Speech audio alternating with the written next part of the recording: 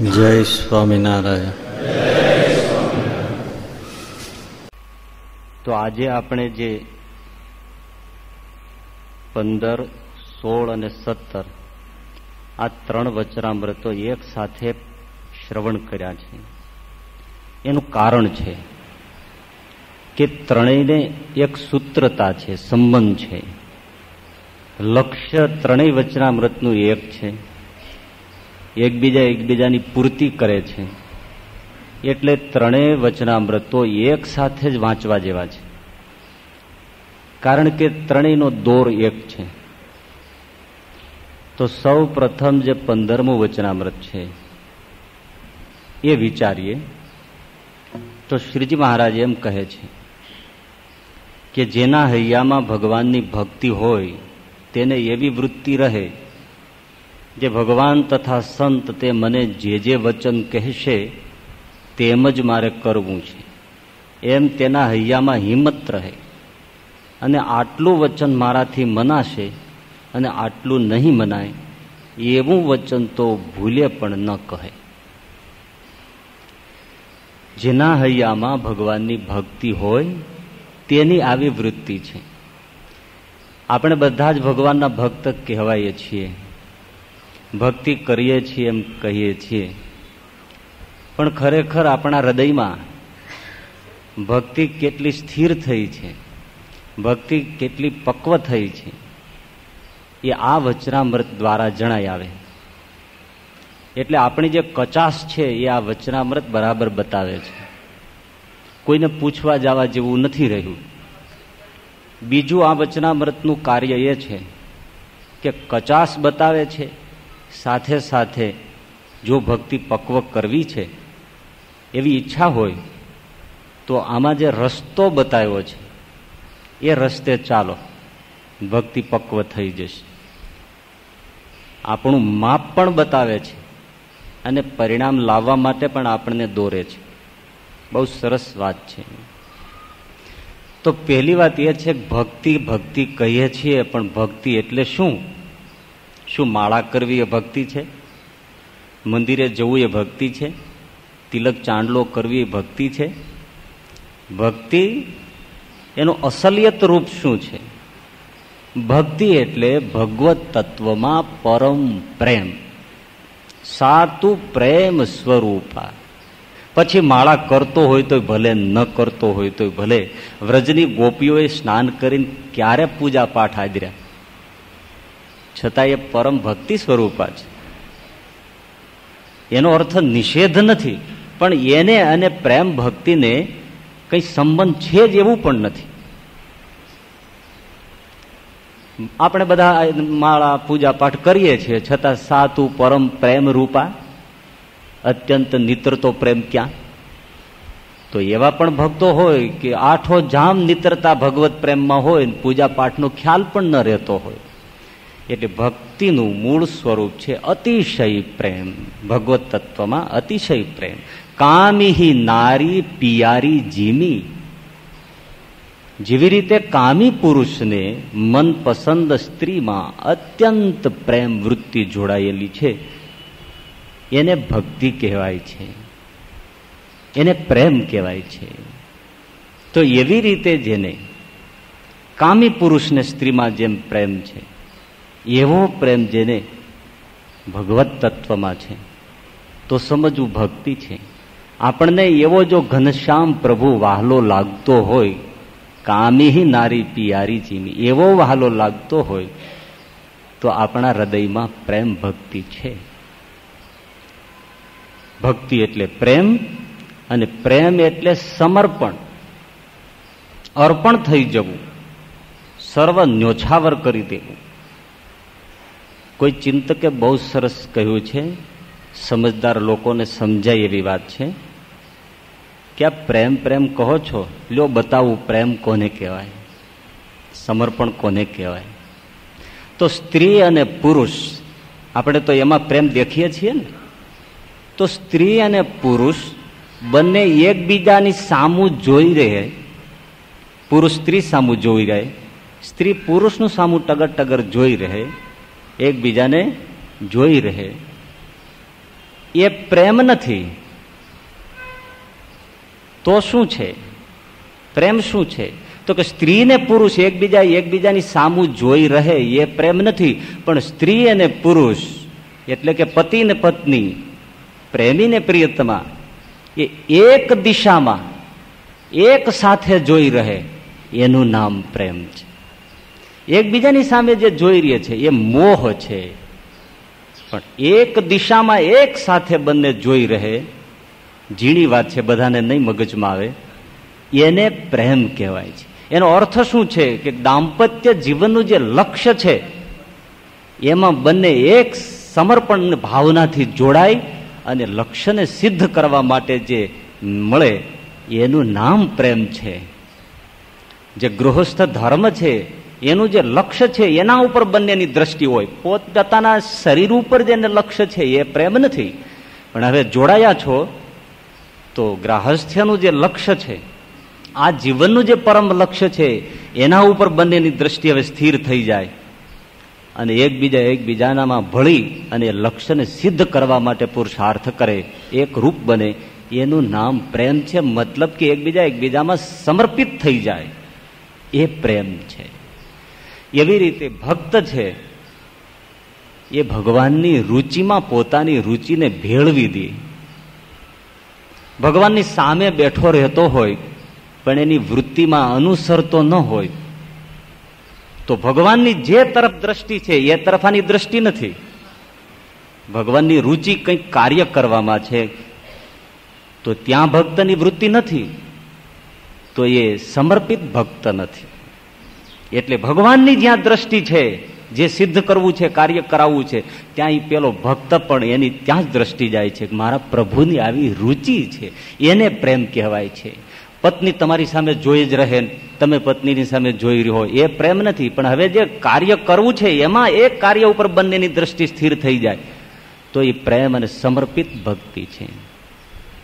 તો ભગવાનમાં આવું સમર્પણ થાય અને એ જેટલો પ્રેમ હોય એટલું જ સમર્પણ થાય. તમારે દાંપત્યમાં પણ અરસપરસ જેટલો પ્રેમ હોય એટલી જ નોછાવરી થાય. અત્યંત પ્રેમની ઉત્કટતા હોય તો એકબીજાને માટે મરી જાય અને પ્રેમ શૂન્ય થઈ જાય તો એકબીજાને મારી નાખે. જે મરી જવા માટે તત્પર હતા એ એકબીજાને મારી નાખે. એટલે જેટલો પ્રેમ હોય એટલું જ સમર્પણ થઈ શકે. પ્રેમનો ધર્મ છે સમર્પણ કરાવે, પણ જેટલો પ્રેમ એટલું જ સમર્પણ થાય.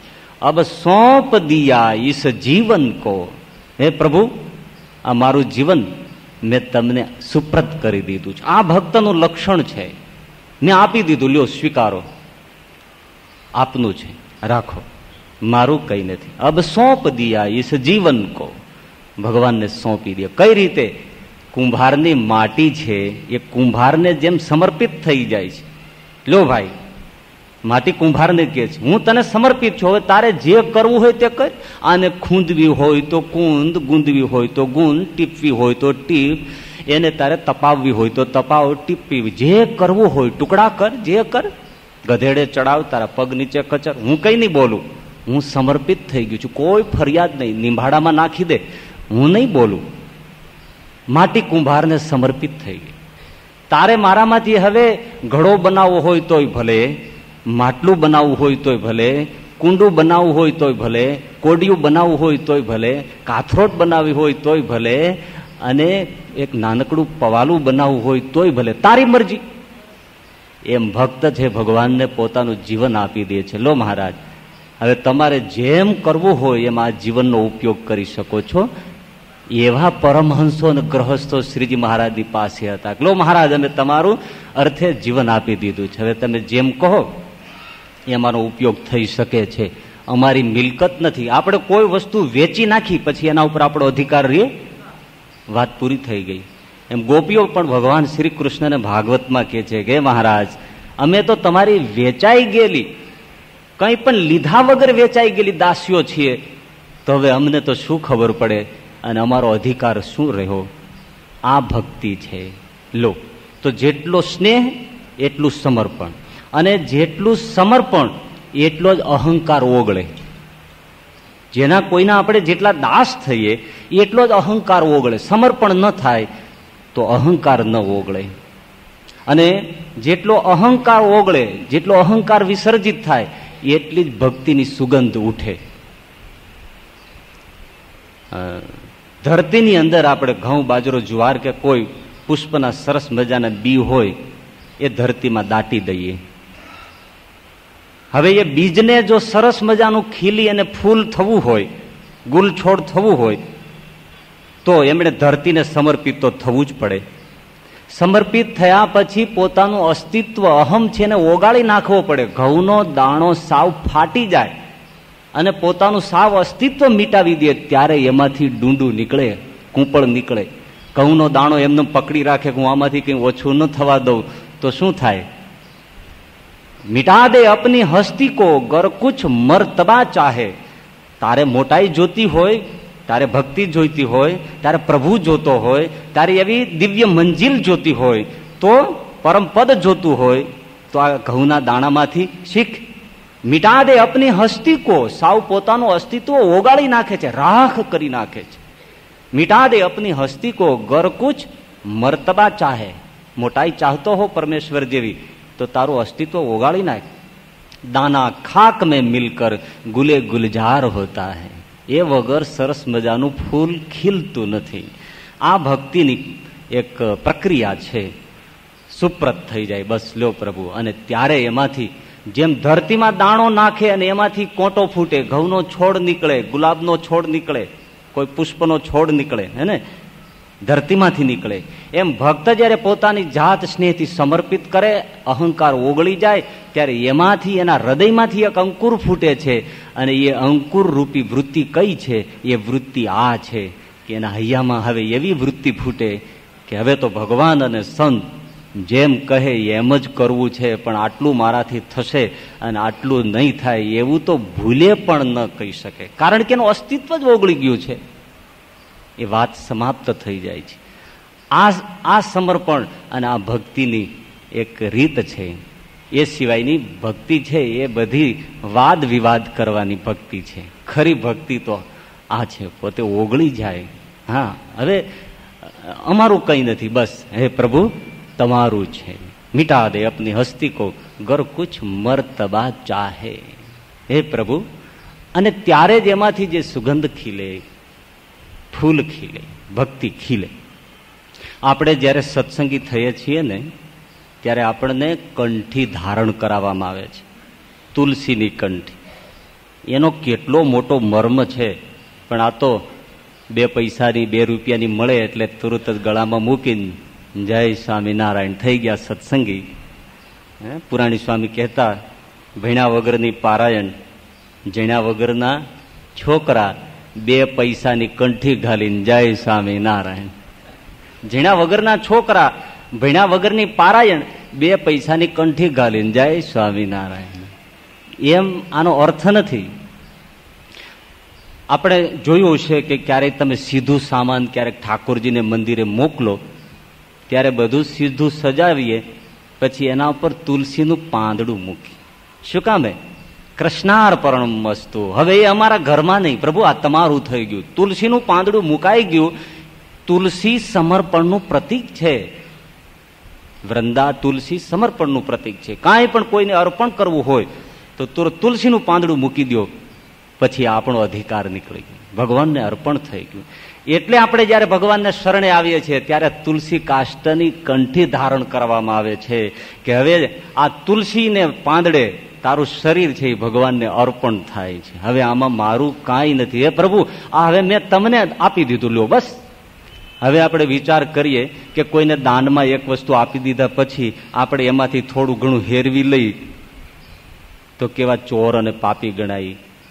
એમાં ભગવાનને પહેલે દિવસે આવી તુલસીને પાંદડે આ શરીર અર્પણ કર્યું અને પછી હવે સંસારના વિષયો માટે થોડું થોડું હેરવા કરીએ બેઠા બેઠા, તો રોજનો કેટલો દ્રોહ અને અપરાધ છે.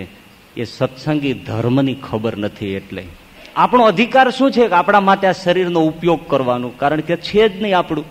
આપણે તો કૃષ્ણાર્પણ મસ્તુ કર્યું છે, તો હવે પછી પોતાના ભોગ માટે આ શરીરનો ઉપયોગ કરવો એ ભગવત દ્રોહ ગણાય છે. એટલે ભગવાને કહ્યું છે કે એના સમાન કોઈ પાપ નથી. કયું? ભગવાન સિવાય હવે બીજે હેત કરવું એના સિવાય કોઈ મોટું પાપ ભક્તને નથી. અર્પણ કરી દીધું છે.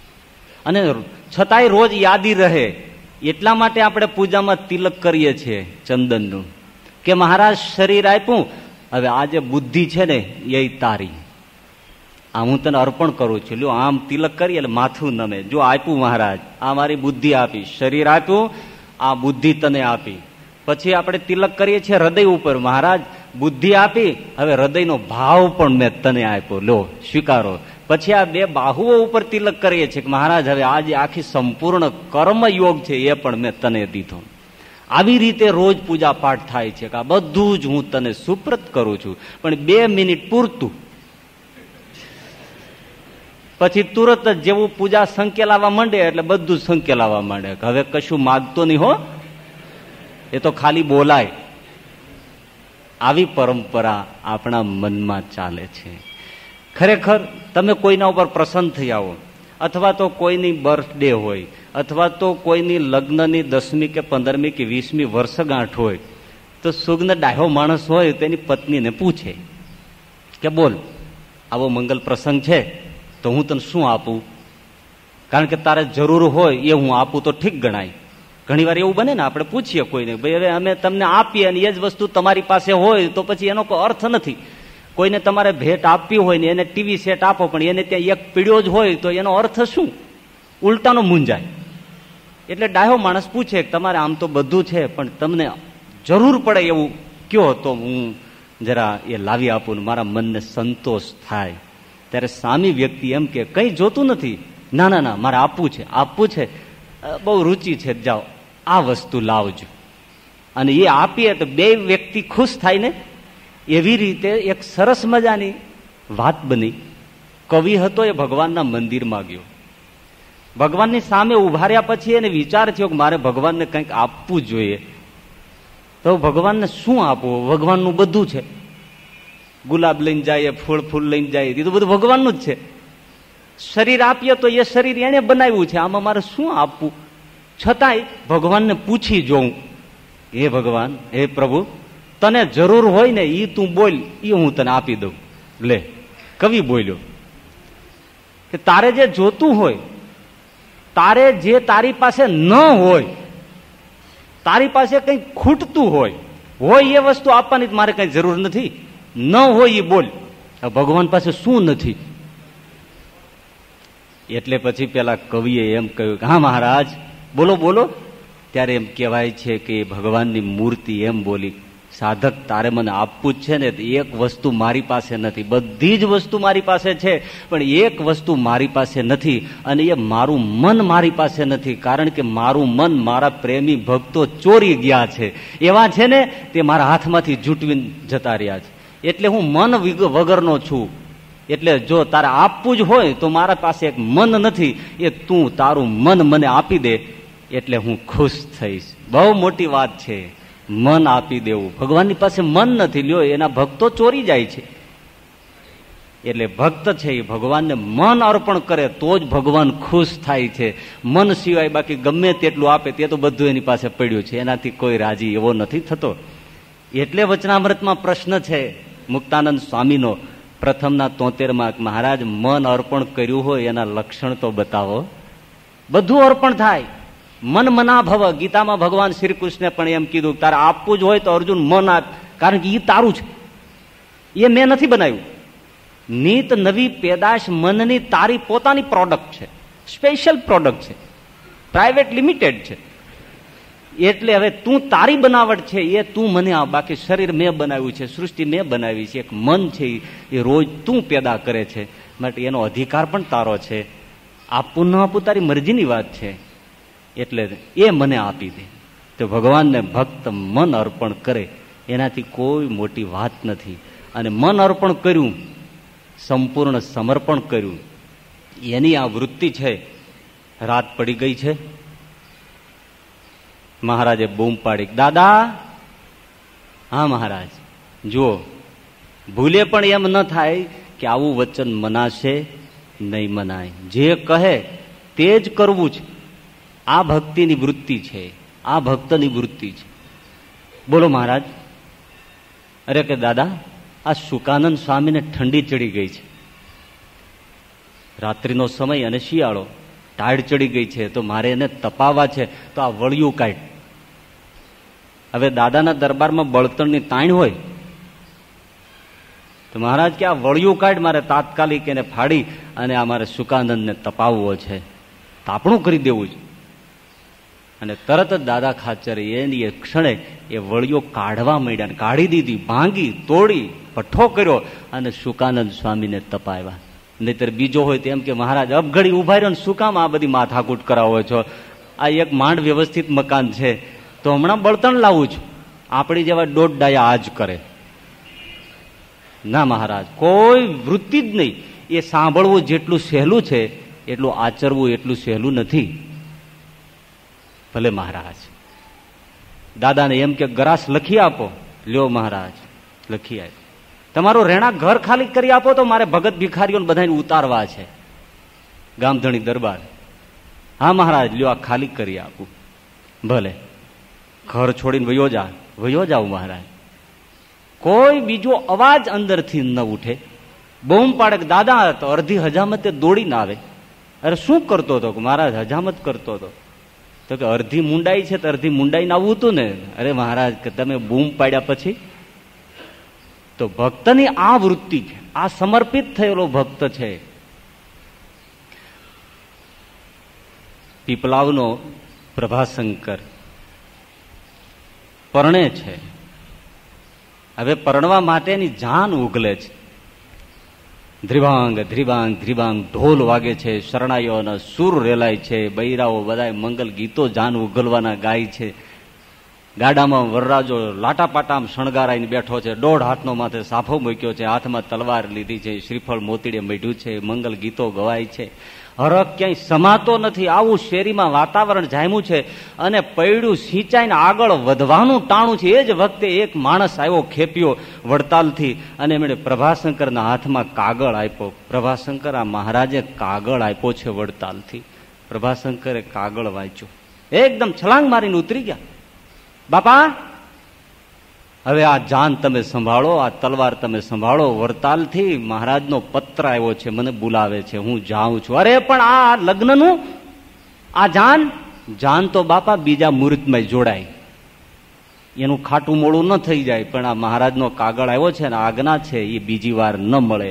લો, જય સ્વામિનારાયણ. મીંઢળ બંધો, મોડ બંધો, યુવાન વડતાલને પંથે નીકળી ગયો.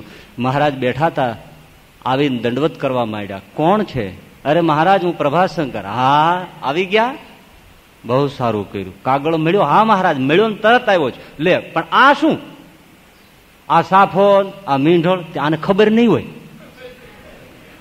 આ સાફો મીંઢળ ને આ બધું શું છે? એ તો મહારાજ અમારા ગ્રહસ્થાયના ધર્મનું. એટલે મહારાજ, મારી જાન ઉઘલતી હતી, હું પરણતો હતો. અરે રે રે રે, બહુ ખોટું થયું. અરે પ્રભાશંકર, એટલું બધું ક્યાં આપણે ઉતાવળ હતી? પછી આવું હતું ને, લગ્ન જેવો પ્રસંગ તમારા સંસારમાં પહેલી વાર આવતો હોય અને આખું ગામ લોક ઊભું હોય તો એ બધું પતાવીને પછી અવાય. ના મહારાજ, પેલા આપનું વચન અને પછી સંસારનું જે હોય તે થવું હોય તો થાય. નીકળાય નહીં એવી રીતે. આપણે થોડુંક ક્યાંક જવાનું બહાર હોય તોય નથી ખોટીપો થતો. ઘણી વાર એવું બને, હરિભગતને આપણે ક્યાંય લેવાના હોય ને એમાં જો જરા મોડું થઈ ગયું હોય તોય ખાટું મીઠું થઈ જાય. આ બધા દુઃખના પ્રસંગો ભક્તિ નથી એટલે આવે છે. શ્રીજી મહારાજે મધ્યના 61માં વચનામૃતમાં એટલે કહ્યું કે ઈષ્ટદેવ આજ્ઞા કરે તું પરમહંસ થા, તો તત્કાળ પરમહંસ થાય. એ પાકો હરિભક્ત છે, પાકો હરિભક્ત છે. આપણે કેટલા તૈયાર થાય? કોઈ તૈયાર ન થાય. એટલે ભક્તિ કરીએ છીએ, પણ ભક્તિ તો બહુ મોટી બાબત છે. તત્કાળ પરમહંસ થા. લોક મર્યાદાને લોપીને નીકળવું, ધર્મોને લોપીને નીકળવું. ભુજના લાધીબાઈ મહારાજ, ભુજમાં લાધીબાઈ વિધવાબાઈ, મહારાજે એમને કહ્યું કે લાધી, તો હા મહારાજ અમે કહીએ એમ કરીશ. અરે મહારાજ, તમે જેમ કહો એમ થાય. અરે પણ સાચું કયો છો? હા હા મહારાજ, જેમ કહો એમ થાય. ત્રીજી વાર પૂછ્યું. અરે મહારાજ, 2-3 વાર શું પૂછો છો? આ લાધી તમે જેમ કહો તેમ કરવા તૈયાર છે. એમ? તો જુઓ, શેથામાં સિંદૂર પૂરો, મંગળ ચાંદલો કરો, ચૂડી બલૈયા પહેરો અને નવોઢાના શણગાર સજી આ પાણીયારે પડ્યું છે બેડું લઈ ભર બજારે નીકળી સામે કુવેથી પાણી ભરી અને અહીં આવો, પાછા જાઓ. નીકળે નહીં કોઈ મહિલા, જૂનો જમાનો, વિધવાના ધર્મો, જેને માથે ધણી નથી, અને એ સુહાગણના શૃંગાર કરે, ગામમાં નીકળવું. એક તો પતિ ધર્મ એને ના પાડે કે મારાથી આવું ન થાય. બીજું લોકની આબરૂ ચિથરા ઉડી જાય કે કોણ ધણી કર્યો તે અભાગણી, કોનું ઘર માંડ્યું. ના, પણ એટલા જ અર્થથી એ ભુજના લાધીબાઈ શૃંગાર ધારણ કરી અને પાણી ભરવા જાય ને હર્ષભેર આવે. આ બધા જ કઠિન ધર્મો છે. એટલે લખ્યું છે કે એ વચન પાળવા તો બહુ કઠણ છે, પણ જેને ખરેખર પ્રિયતમમાં નજર લાગી હોય, મહારાજ કારિયાણીના 11મા વચનામૃતમાં એટલે કહે છે કે જે પોતાના પ્રેમી હોય, પ્રિયતમ ભગવાન હોય, એની મરજીનો ક્યારે લોપ ન કરે. બસ. અને એ જ વાત 73માં મન અર્પણ કર્યું છે પ્રથમ નામ, એમાં સમજાવી છે કે ગમે તેવો દર્શનનો અતિશય પ્રીતિવાળો હોય, કથા વાર્તાનો અતિશય પ્રીતિવાળો હોય, પણ અમે એમ કોઈને દેશાવરમાં મોકલવાની વાત કરતા હોય તો આજ્ઞા પાડવા ઉતાવળો થઈ જાય. મને એમ જો કહે કે તું બુરહાનપુર કે કાશી જા તો હરખ ભર્યો જાઉં. આવો જે હોય એને મન અર્પણ કર્યું કહેવાય. આ બધી વચનની બાબત છે. વચન વિવેકી જે નરને નારી પાનબાઈ, અરે બ્રહ્માદિક લાગે તેને પાય. જથારથ વચનની સાન જેણે જાણી, અરે પછી એને કરવું પડે નહીં બીજું કાંઈ. વચન વિવેકી, અરે વચને થાપન અને વચને ઉથાપન પાનબાઈ, અરે વચને મંડાય પ્રભુજીનો પાઠ. વચનો ના પુરાઈ તો, વચનો ના પુરાઈ તો જરીએ નહીં અધૂરાને. અરે આવો છે ભાઈ જુઓ ને વચનનો ઠાઠ. વચન વિવેકી જે નરને નારી પાનબાઈ, હે બ્રહ્માદિક લાગે તેને પાય. વસ્તુ વચનમાં છે એ ગામડાની બાઈ લખે છે, જો તો કેવું સરસ કે વસ્તુ વચનમાં છે પરિપૂરણ પાનબાઈ. અરે વચન છે ભક્તિ કેરું અંગ, ભક્તિનું અંગ એ વચન છે. ગંગા સતી એમાં જ બોલિયા, માટે તમે કરજો કોક એવા વચન વાળાનો સંગ. વચન વિવેકી જે નરને નારી પાનબાઈ, બ્રહ્માદિક લાગે તેને પાય. આ વચન છે. પ્રભુ કહે બેસ તો બેસે, ઉઠ તો ઉઠ, પૂજા પાઠ તો પાઠ, નિવૃત્તિ પ્રવૃત્તિ બધું જ પ્રભુને આધીન છે. એવો જે વચનનો ટેકવાળો છે એના હૃદયમાં ખરેખર ભક્તિ છે. તો ભગવાનના વચન બંને લખ્યું છે. ભગવાન અને ભગવાનના સંત જે જે વચન કહે, તો હવે આપણા માટે એવા વચન ક્યાં?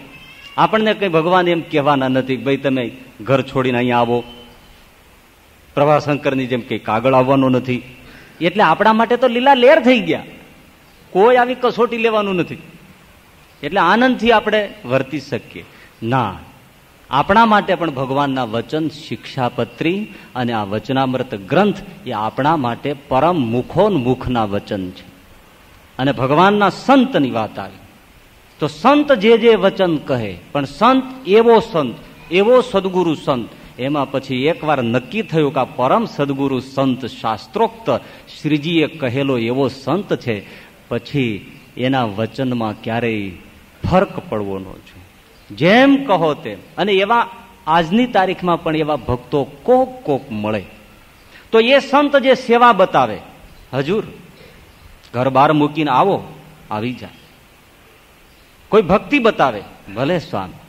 ઘણા એવા ભક્તો, આપણે કોઈ સંત એમ કહે ને, ભાઈ તમે જરા કઈ બાજુ જાઓ છો, તો કે એ પછી પણ તમે કામ બોલો ને, સેવા બોલો ને. તો કે એમ નહીં, તમે જો ઉતાવળમાં હો ને તમારું કાર્ય ખોટી થતું હોય તો કઈ નહીં, હું બીજાને, એ પછી બધું પછી થશે, પેલા તમે બોલો. કોક આવા ભક્તો નીકળે જેના ઉપર સાધુ પુરુષોને, સંત પુરુષોને મદાર હોય કે અડધી રાતે પણ આમને ઉઠાડો તો એ હજુર હશે, બીજો હશે એ બહાના કાઢશે કે હું આવી શકત સ્વામીજી, પણ જરાક આટલો વેત બગડી ગયો છે. એ બગડવામાં જ હોય, વેત બગડેલો હોય. પણ એવો જે ભક્ત છે એ સેવા માટે ઝૂરતો હોય. વચન જેમ સંત કહે એમ કરવા માટે તૈયાર હોય.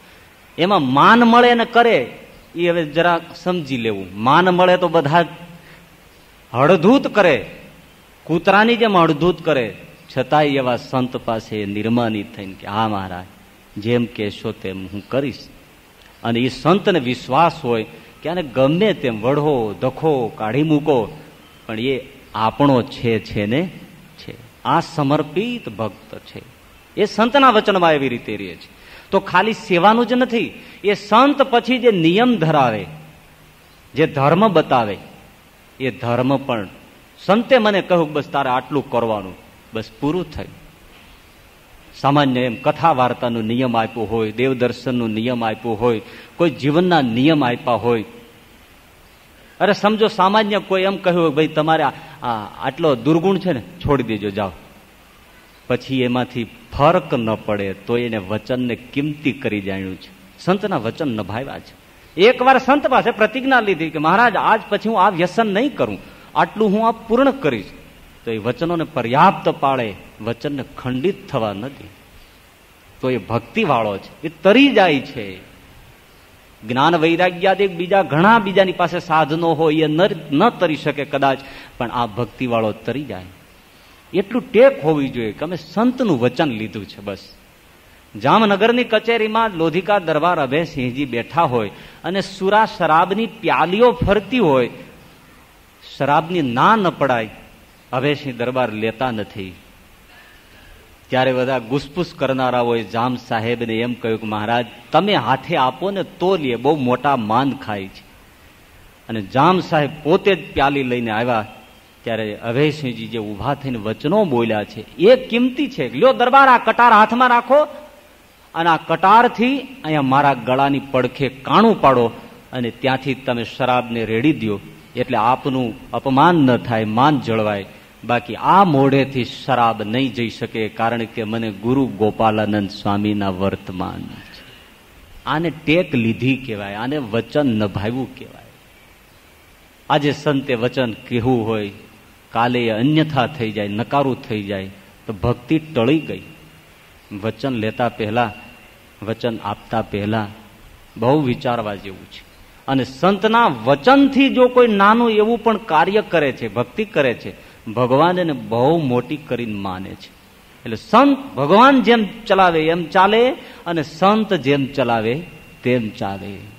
એવા ભક્તો થયા છે, ઘણા થયા. ઘરબાર વેચી નાખે ત્યાં સુધીની તૈયારી દર્શાવનારા ભક્તો થયા છે.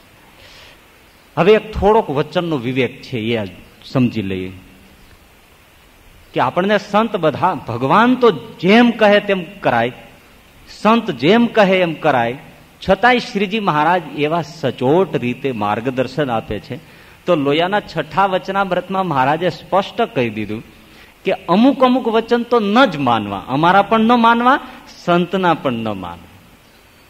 એટલે એમાં એમ બતાવ્યું મહારાજે કે અમે ખુદ આજ્ઞા આપીએ, વચન કહીએ, પણ એ વચનમાં, આજ્ઞામાં જો અધર્મ જેવું જણાય તો એ વચન પાળવામાં ચીરકાળી થવું, મતલબ કે બહુ વાર લગાડવી, પણ એ વચન તરત માનવું નહીં. જેવી રીતે અર્જુનને ભગવાને શ્રી કૃષ્ણે કહ્યું કે અશ્વસ્થામાનું માથું કાપી નાખ, તો અર્જુને માથું ન કાપ્યું, એવી રીતે એ વચન ન માનવું. અને બીજું કે પંચવર્તમાન સંબંધી જે મેં નિયમ કહ્યા છે એમાં ભંગ થતો હોય એવું જો વચન અમે ખુદ કહેતા હોઈએ તો એ ન માનવું. અમે કચવાતા હોઈએ તો કચવાવા દેવા, ખૂબ કચવાવવા, પણ અમને રાજી ન કરવા. આવું સ્પષ્ટ કોણ કહે? જયારે આજે આપણે એને બહાને આ વસ્તુને મૂકી દઈએ છીએ. સંતે કહ્યું એટલે બધું જ કરો, બસ. આ ભગવાન ના પાડે છે. દાદા ખાચરને દરબારમાં એવું બન્યું કે એક વૃદ્ધા ડોશીમાં દર્શન કરવા આવ્યા છે ને એમાં માળા કોણ જાણે ચોરીની ટેવ હશે તો 400 રૂપિયા પટારામાં ભાળી ગયા દાદાના દરબારમાંથી. પોટલી ઉપાડી લીધી ડોશીમાએ અને એ તો ચાલ્યા ગયા. એમાં પાછળથી ખબર પડી ગઈ કે આ માજી કંઈક લઈ ગયા છે. પટારામાં જોયું તો 400 રૂપિયા જ લઈ ગયા.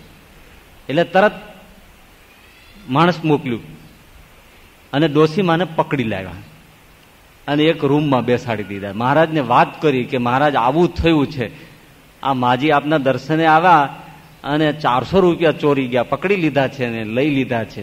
મહારાજ કહેતે મારી સામે શું બેઠો છો? આ તલવાર લઈને જાને માથું કાપી નાખ. આવા ચોવટાને ઘરમાં રાખે? જા ઉઠ દાદા. દાદા ખાચર એકદમ ગયા રૂમમાં, ડોશીમાં બેઠા છે, પણ ભૂલ થઈ ગયેલી માજીની. પણ બેઠા બેઠા પછી મહારાજનું સ્વામિનારાયણ સ્વામિનારાયણ. એને એમ થઈ ગયું કે હવે મને આમાં જીવતી મુઈ ક્યાંથી જવા દે? દરબારને ત્યાં ચોરી, રાજાને ત્યાં ખાતર પાડ્યું, એ તો છોડે અને પકડાઈ ગયા. હવે મારા તો ડોહા કાઢી નાખે. હે સ્વામિનારાયણ સ્વામિનારાયણ સ્વામિનારાયણ કરે. દાદા ખાચર આવ્યા, હાથમાં તલવારી એમનેમ છે. પગે લાગીને પાછા આવ્યા. મહારાજ કેલા પણ તું શું કરે છે? અમારું વચન નથી પાડતો, જા માથું કાપી નાખ. વળી પાછા 2 ડગલા જાય, પગે લાગીને પાછા. મહારાજ દોડીને ત્યાં આવ્યા. તું ક્યારનો શું અમારું વચન નથી માનતો? કેમ ઉલ્લંઘન કરે છે? શું થાય તને? અરે મહારાજ, આપનું વચન પાળું એમ જ છું, પણ નજીક જાઉં છું તેના મુખમાં સ્વામિનારાયણ સ્વામિનારાયણ એવું નામ છે. જેના મોઢામાં આપનું નામ હોય એના ઉપર મારાથી તલવારનો ઘા કેમ થાય? મહારાજ એના કરતા એમ કરો કે આ પાપી મારું મસ્તક કાપી નાખો. મહારાજ દાદા ખાચરને એકદમ ભેટી પડ્યા. દાદા, ખરા મર્મના જાણતલ તો તમે છો. આવો જે વચન છે એમાં ચીરકાળી થવું, તરત ન માનવું. હશે બીજા એ તો ઉલટાને એમ કેતા છે ને ઉડાવી દો ને પાપ છે આ તો, મારવા જેવા જ છે. ના, એમાં વિવેક છે. નિષ્કુળાનંદ સ્વામી ચાલ્યા આવતા હતા, મહારાજે એમનો હાથ પકડી લીધો અને હાલો સ્વામી અમારી ભેળા. થોડાક સ્વામી ડચકાવા માંડ્યા, કારણ કે લીંબ વૃક્ષ નીચે મહારાજને બેસવા જવું, ત્યાં બધી બૈરાઓ હરિકીર્તન કરે. એટલે નિષ્કુળાનંદ સ્વામી કે ના મહારાજ, મારે નથી આવવું. અરે પણ હાલો અમારી ભેળા હાલો. ના, નિષ્કુળાનંદ સ્વામી છટકવા કરે. મહારાજે આખા નિષ્કુળાનંદ સ્વામી ઉપાડ્યા. આખા છોકરું જેમ તમે તેડો એમ ઉપાડ્યા. નિષ્કુળાનંદ સ્વામી તરફડિયા મારે. ના મહારાજ, મારે નથી આવવું, ત્યાં બૈરાવો છે. મહારાજ કે પણ હું ભેળો છું ને તમને શું વાંધો થવાનો? અરે મહારાજ, તમે ભેળા હોય તોય નહીં. તમે વચન કીધું છે કે અમે આવું વચન કહીએ છતાંય નહીં માનવાનું, મને છોડી દો. અને એવું બળ કર્યું, છલાંગ મારી નિષ્કુળાનંદ સામે નીકળી ગયા. મહારાજ ખડખડાટ હસતા રહ્યા. માળો, આ સાધુ મર્મ કેવા જાણે છે. અમારા સંતો પરમહંસો આવા મર્મ જાણશે ત્યારે સત્સંગ શુદ્ધ અને વિશુદ્ધ રહેશે. એક એક વસ્તુ મહારાજે જીવનમાં ચરિતાર્થ કરીને બતાવી દીધી છે. અમે એક જગ્યાએ ગયા હતા, એટલે મેં હરિભગતને પૂછ્યું કે ભાઈ આ સંતો અહીં ઊભા છે અને બૈરાઓ સાથે વાત કરે છે, તો થોડીક વાર આપણે ઊભા છીએ ત્યાં સુધી ન કરે તો સારું. તો કે અરે સ્વામીજી, તમને ક્યાં ખબર પડે છે? અમને કે તમને ક્યાં ખબર પડે છે? આ કામ કરવા માટે એ સાધુને આવું કરવું પડે, બોલવું પડે. કારણ કે હવે જો આ વચ્ચે કોઈ માણસ રાખીએ તો એનો પગાર 2-2.5 હજારનો આપવો પડે. એ આ જમાનામાં પોસાય નહીં. એટલે હવે થોડુંક બોલી લે અને એને જે કંઈ દેવું હોય આપી દે અને વાત પતી જાય. તો એમાં શું ખાટું મોડું થઈ જવાનું છે? આ સારામાં સારા હરિભક્તો બોલે છો. હવે અહીંયા મહારાજ આવું શિક્ષણ આપે છે, ત્યારે આવા બધા મતી ફરેલા હરિભક્તો આવું પ્રતિપાદન કરે છે. જે કરતા હોય એને કરવા દો, પણ આપણે તો વચનામૃત પ્રમાણે અત્યારે ચિંતન કરી રહ્યા છીએ. તો એવા વચનને માનવા નહીં. જે ધર્મથી વિરુદ્ધ જતું હોય, સત્સંગનું સંપૂર્ણ અહિત થતું હોય, એવા વચન આપણા ખુદ ગુરુ કહેતા હોય તો ચીરકાળી થવું. સારંગપુરના બીજા વચનામૃત પ્રમાણે બહુ એવું લાગે તો સમાધાન કરાવવું. એમાં વિવેક બતાવ્યો છે કે મને આટલું મનાતું નથી, યોગ્ય લાગતું નથી, તો આનું કેમ સમજવું?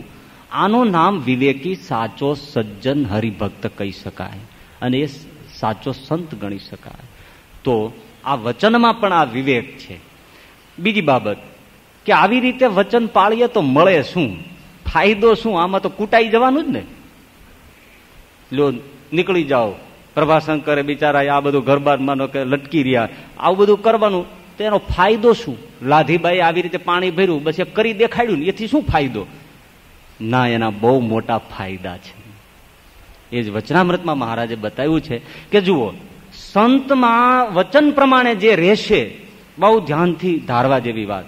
એક વસ્તુ પેલી બને કે એ સંત પરમ એકાંતિક સંતની આજ્ઞામાં જે વર્તે, તો પોતે ભલે એકાંતિકની સ્થિતિને ન પામ્યો હોય, પણ એકાંતિક સંતની આજ્ઞામાં છે, તો એ સંતનું જેવું કલ્યાણ થાય એવું આજ્ઞામાં વર્તનારનું કલ્યાણ થાય. એની સાથે જોડાઈ જવાથી વિના સાધને સિદ્ધ દશાને પામી અને પ્રભુની પ્રાપ્તિ કરી લે. આટલું એક વચન પાળવામાં એક આશ્રિત પામે છે. બીજી બાબત, સારંગપુરના 9મા વચનામૃતમાં મહારાજે એમ બતાવ્યું કે સંતના વચનમાં જો વર્તે તો ગમે તેવા તામસી કર્મ, ઘોર કર્મ થયા હોય, એ બળીને બધા ભસ્મ થઈ જાય છે. અને એના હૃદયમાં કળયુગ ભરાઈ ગયો હોય, પાપી વિચારો ભરાઈ ગયા હોય, પાપ ભરાઈ ગયા હોય, મલિન વિચારો, મલિન વાસનાઓ ભરાઈ ગઈ હોય, એ બધું નષ્ટ થઈ જાય અને સતયુગના પરમ ધર્મ એના હૃદયમાં આવી નિવાસ કરે જો સંતના વચનને અનુસરે તો. આટલો ફાયદો થાય છે. અમસ્તુ કંઈ આ પ્રતિપાદન નથી. અને સરળતાથી જો ક્યારેક આવો મોકો મળી જતો હોય ને કરી લઈએ તો શું વાંધો છે, પણ પ્રાપ્તિ બહુ મોટી છે. અને ભગવાનના વચનમાં વર્તે તો, સંતના વચનમાં વર્તીએ તો આ બે પ્રાપ્તિ બતાવી. ભગવાનના વચનમાં વર્તે તો એની પ્રાપ્તિની તો કોઈ ગણના નથી.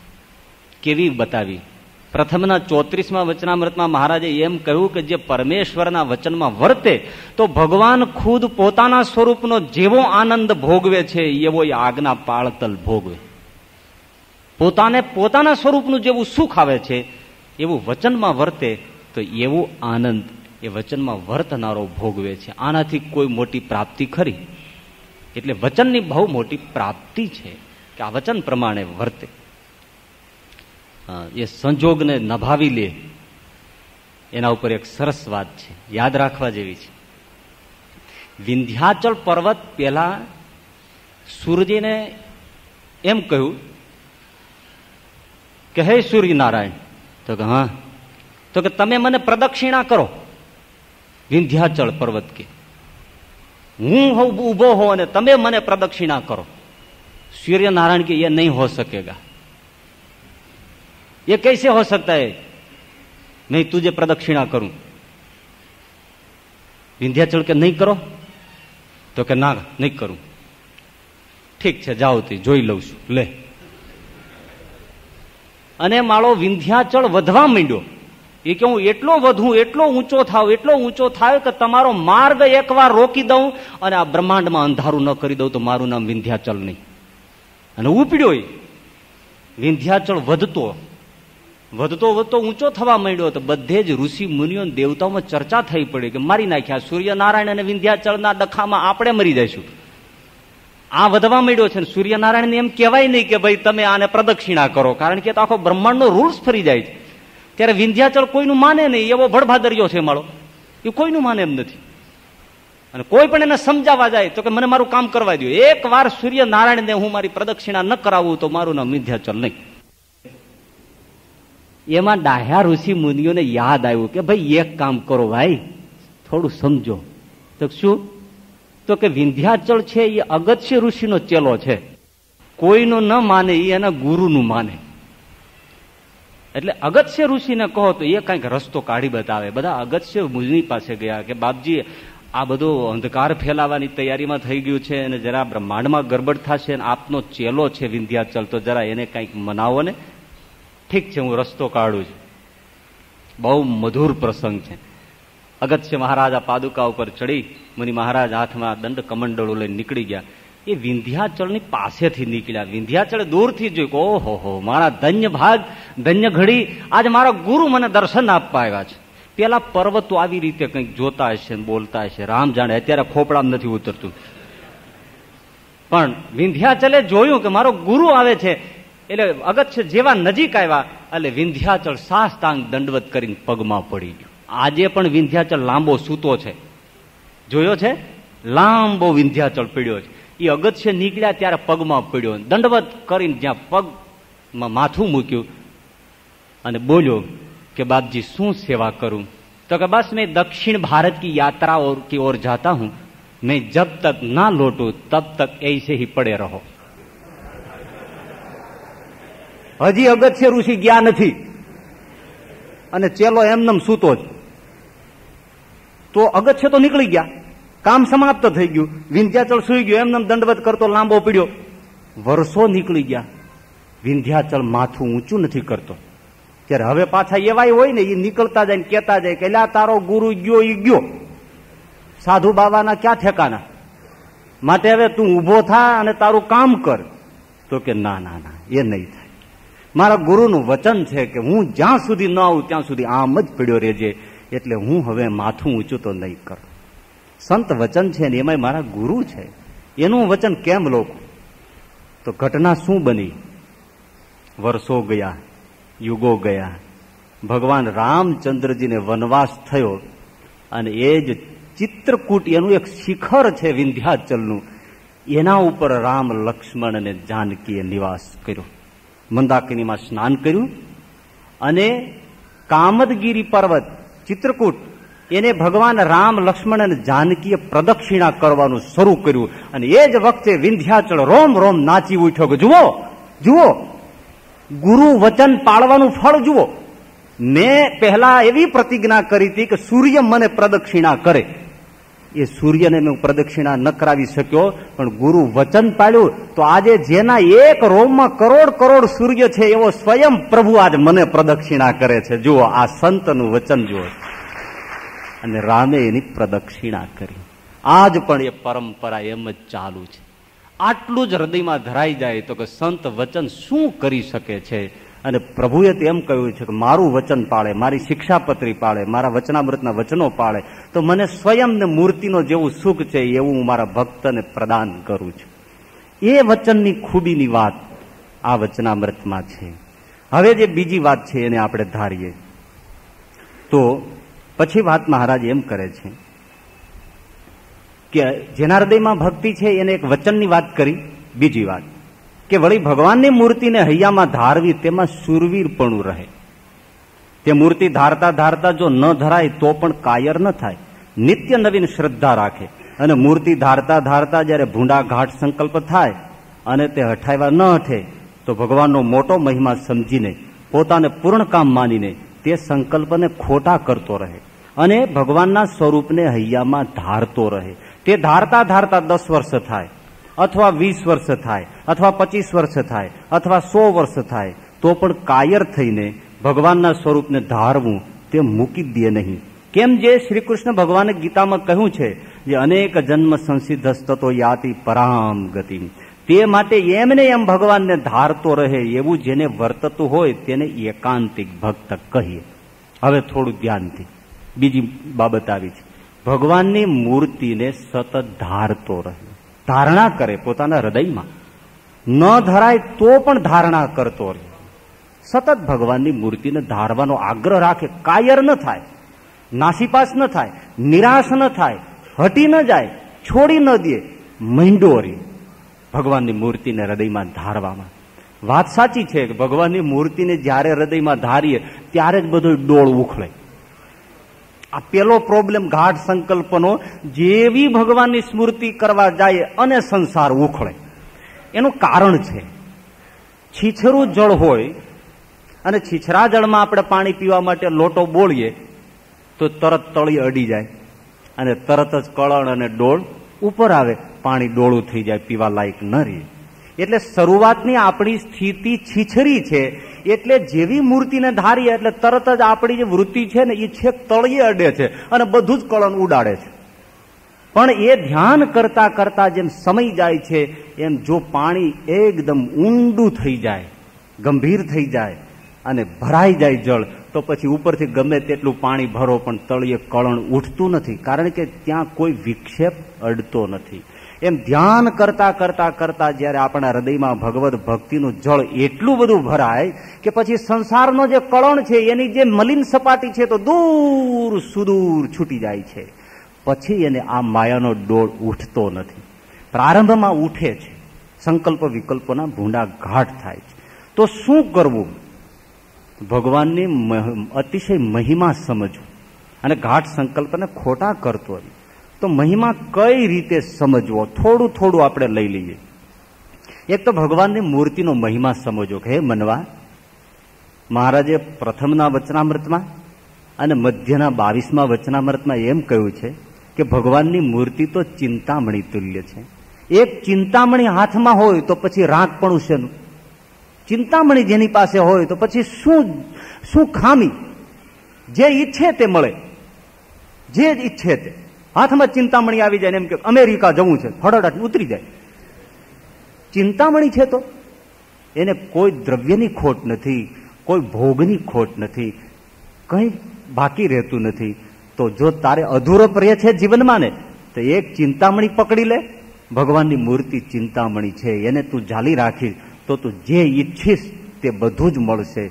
એમ કરતાંય મન ન સમજે તો પછી એને સમજાવવાનું. શું સમજાવવું? કે તને જે પંચ વિષયો પ્રિય છે એમાં જો આટલું તને સુખ મળે છે તો એ પંચ વિષયનો બનાવનાર ભગવાન એમાં ખુદમાં કેટલું સુખ છે.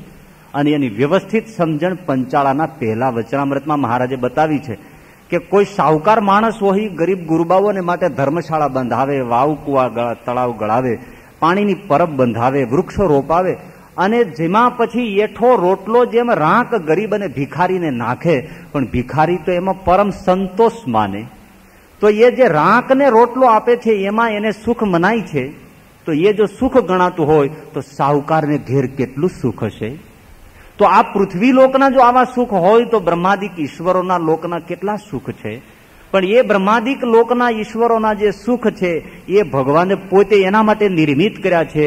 એ પણ કેવા છે? જેમ તમારી આગળ સડતાળાના રાંકા છે અને બટકું રોટલો નાખો છો, એમ બ્રહ્માદિક ઈશ્વરો એ પરમાત્મા પુરુષોત્તમ નારાયણની આગળ તો સડતાળાના રાંકા જેવા છે. અને એનું સુખ એવું છે કે એઠો રોટલો આમ ફેંકી દીધો છે એને બ્રહ્માદિક ઈશ્વરો ભોગવે છે.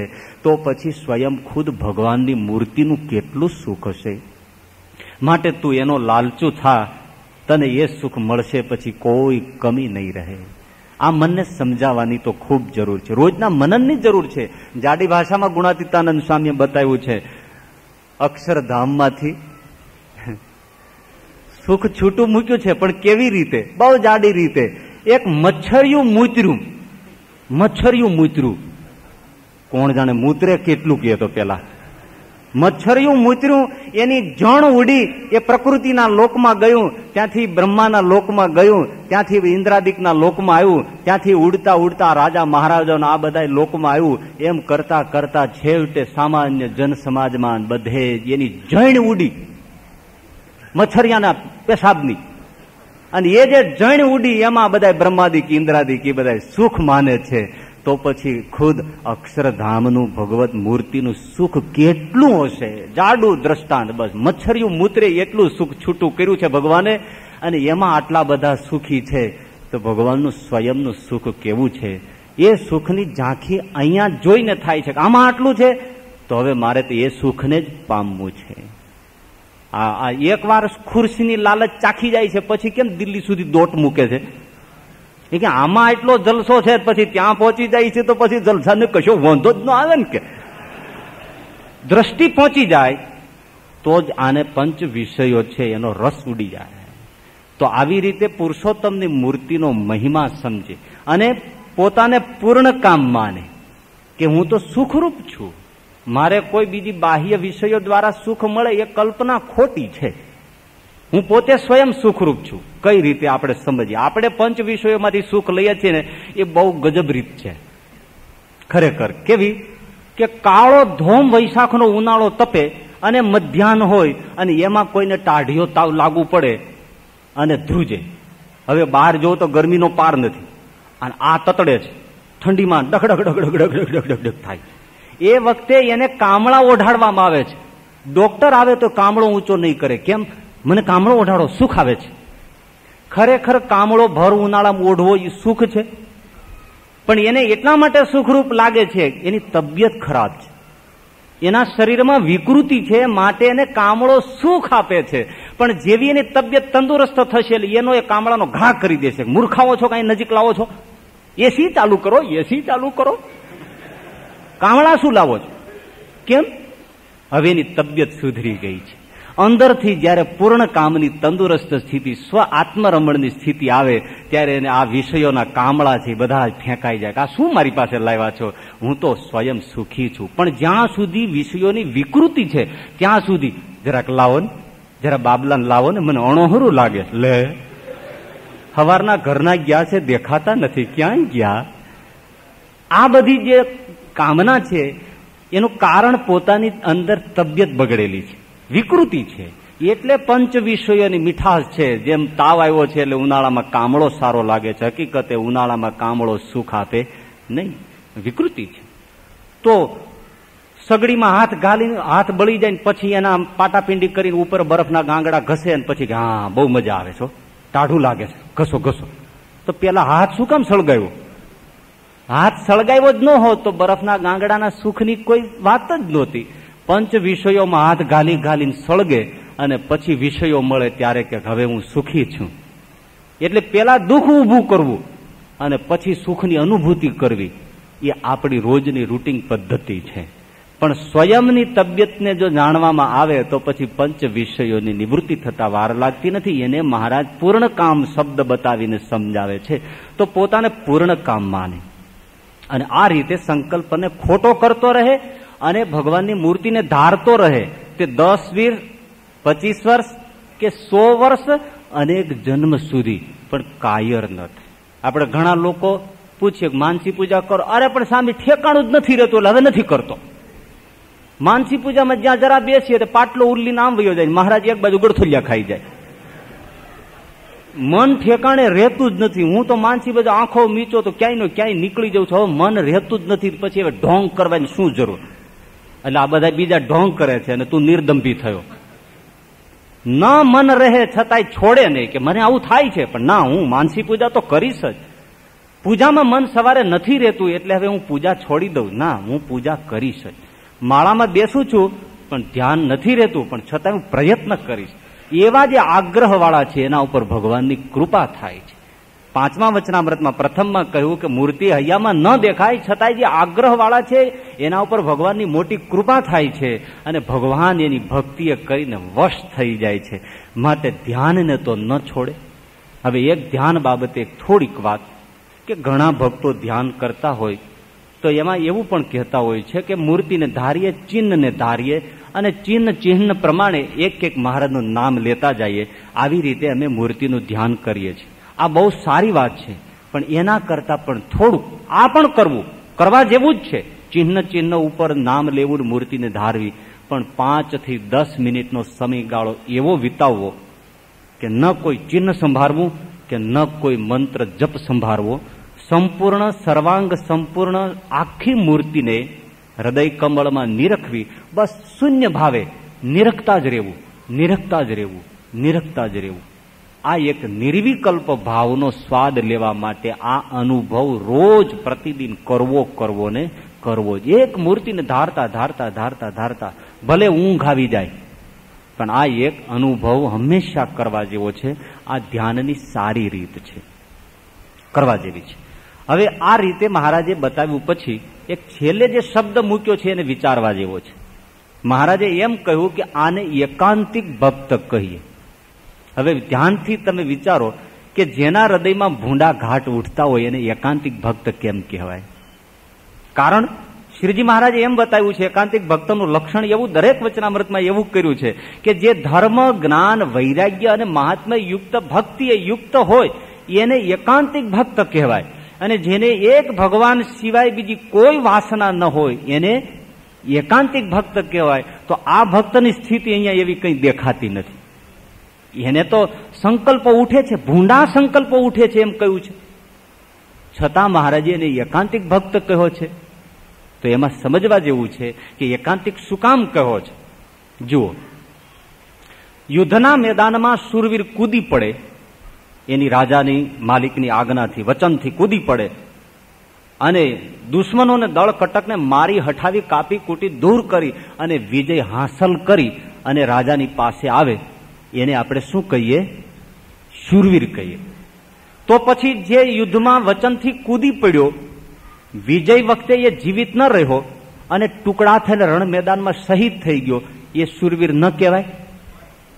જેને વિજય હાંસલ કર્યો એ પણ શૂરવીર છે અને વચને મેદાનમાં કૂદી ગયો ને દળ કટક દુશ્મનોની સામે ઝાકાઝીક જે ટુકડા થઈ ગયો એ પણ શૂરવીર છે.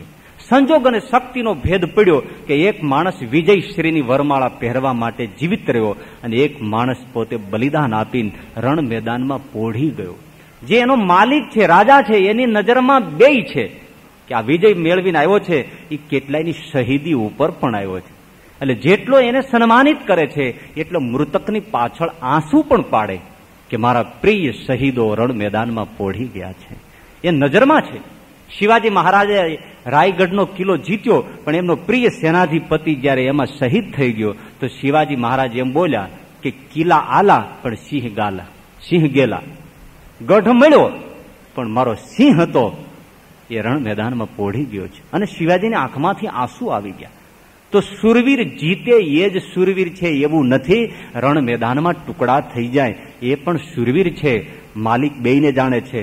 વચનામૃત 70માં મહારાજે પણ એ બતાવ્યું કે એકની આગળ વાણિયા બ્રાહ્મણ આવ્યા તો જીતી જવાય, પણ આરબની બેરખ આવી, ભાવર અને ભીલ આવ્યા, એ તો કંટી પ્રજા છે, એને જીતી ક્યાંય સહેલી છે? પણ માલિકની નજરમાં છે, એ લડાઈ લે છે, એને ધન્ય છે, એને શાબાશ છે અને કૃપાનું પાત્ર છે. એટલે શૂરવીરના લક્ષણ છે એક પોતાનો જે રાજા માલિક છે એના વચન પ્રમાણે કૂદી પડે. જો આમાં વચનની વાત કરી છે. અને બીજું કૂદી પડ્યા પછી એનું લક્ષ્ય હોય છે કે મારે વિજય મેળવવો છે, સૈન્યને મારી હઠાવા છે, આ લક્ષ્ય છે.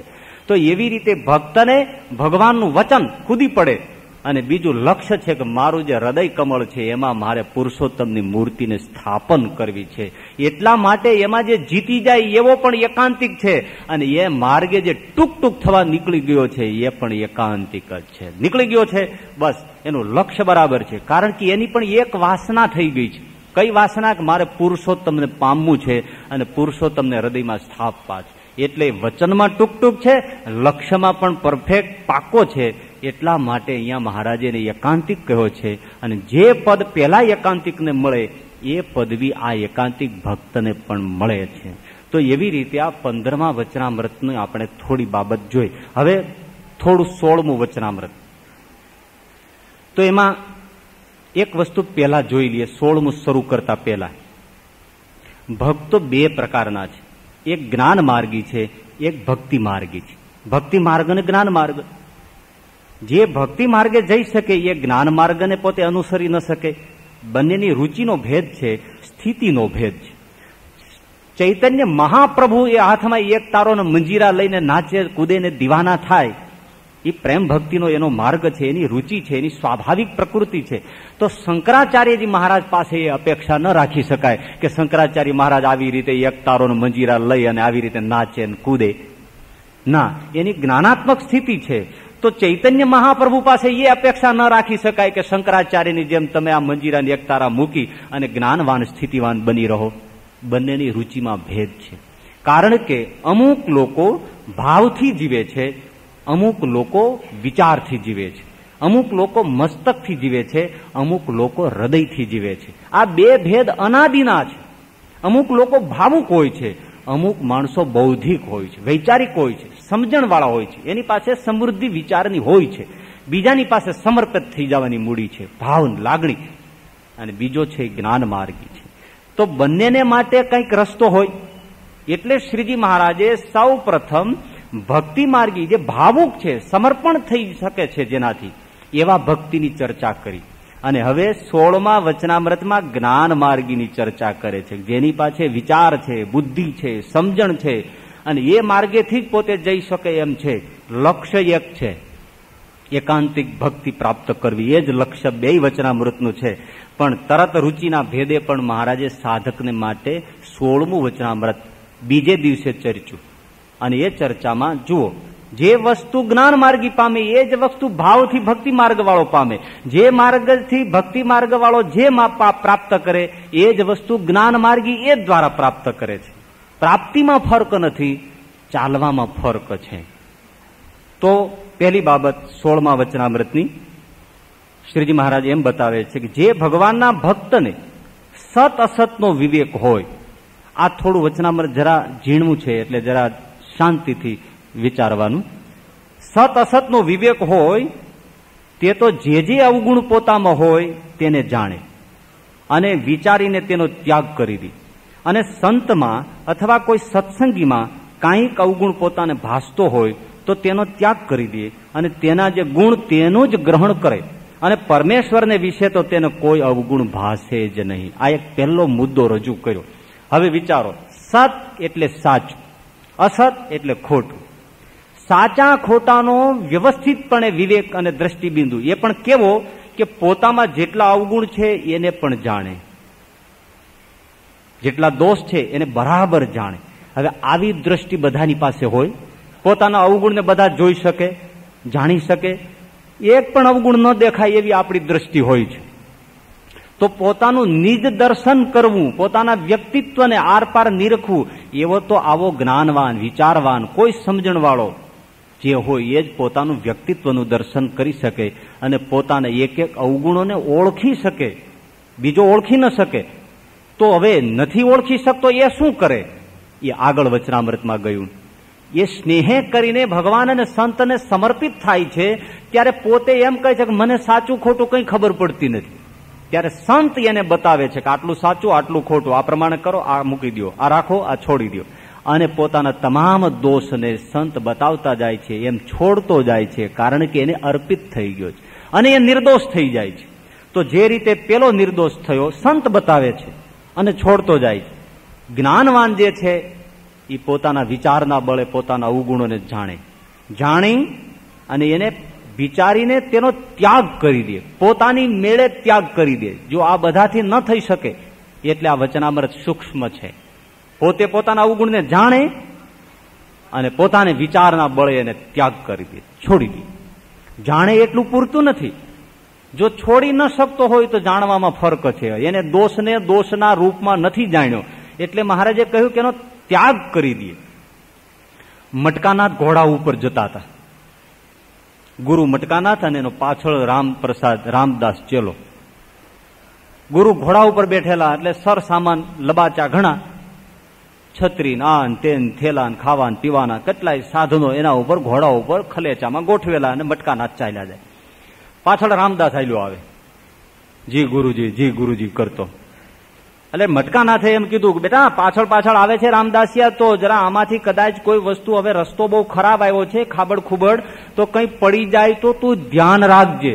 જી ગુરુજી, ભલે. જી ગુરુજી.